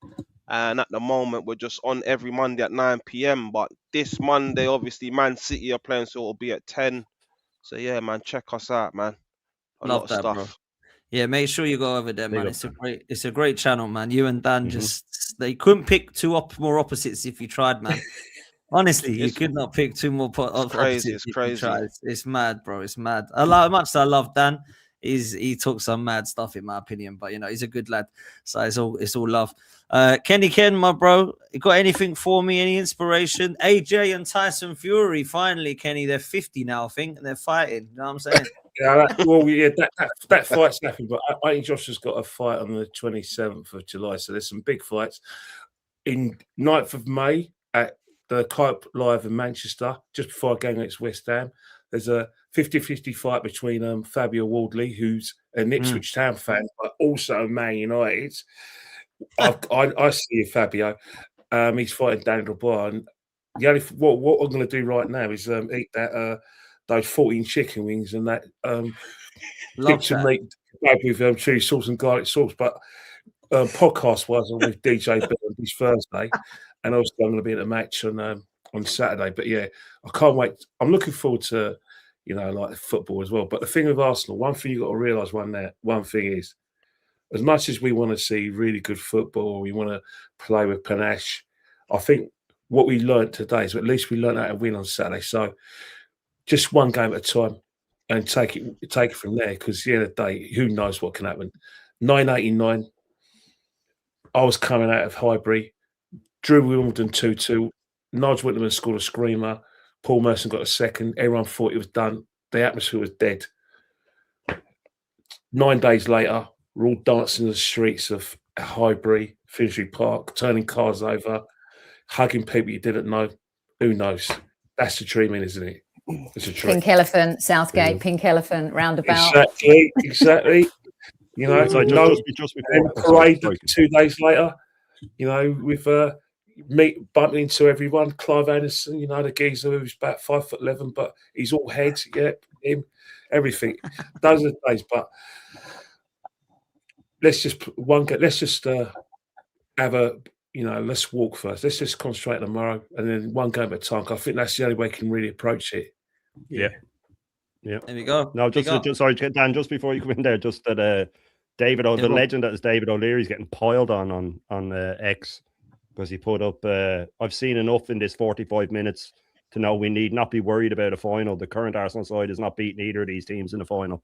He was obviously during the match he put it up, but he's getting absolutely piled on in the. Oh, he will do. All of responses our to it. ex-legends get piled on, man. Thierry They do, Henry, yeah. Petit, Yeah. Merson, Tony Adams. They all get absolutely, piled on because they say it how it is, unfortunately. But they're all just jealous of Mikel Arteta. They all want his job, and all this rubbish. It's mad. Anyway, we are going to finish there. Big up to everyone. Make sure you do me a favor, hit like and subscribe, and make sure you're following okjersey.com. You can, of course, use the code 12man down the bottom here for 8% off. You can get any shirt from any nation or, of course, club. Put any shirt with any name and number on the back as well. And make sure you, of course, check out the channel merch, which is now live. Links in the description.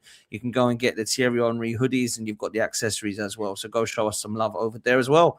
We're out of here, people. Take care. And, of course, up the Arsenal. Laters. Up the Arsenal.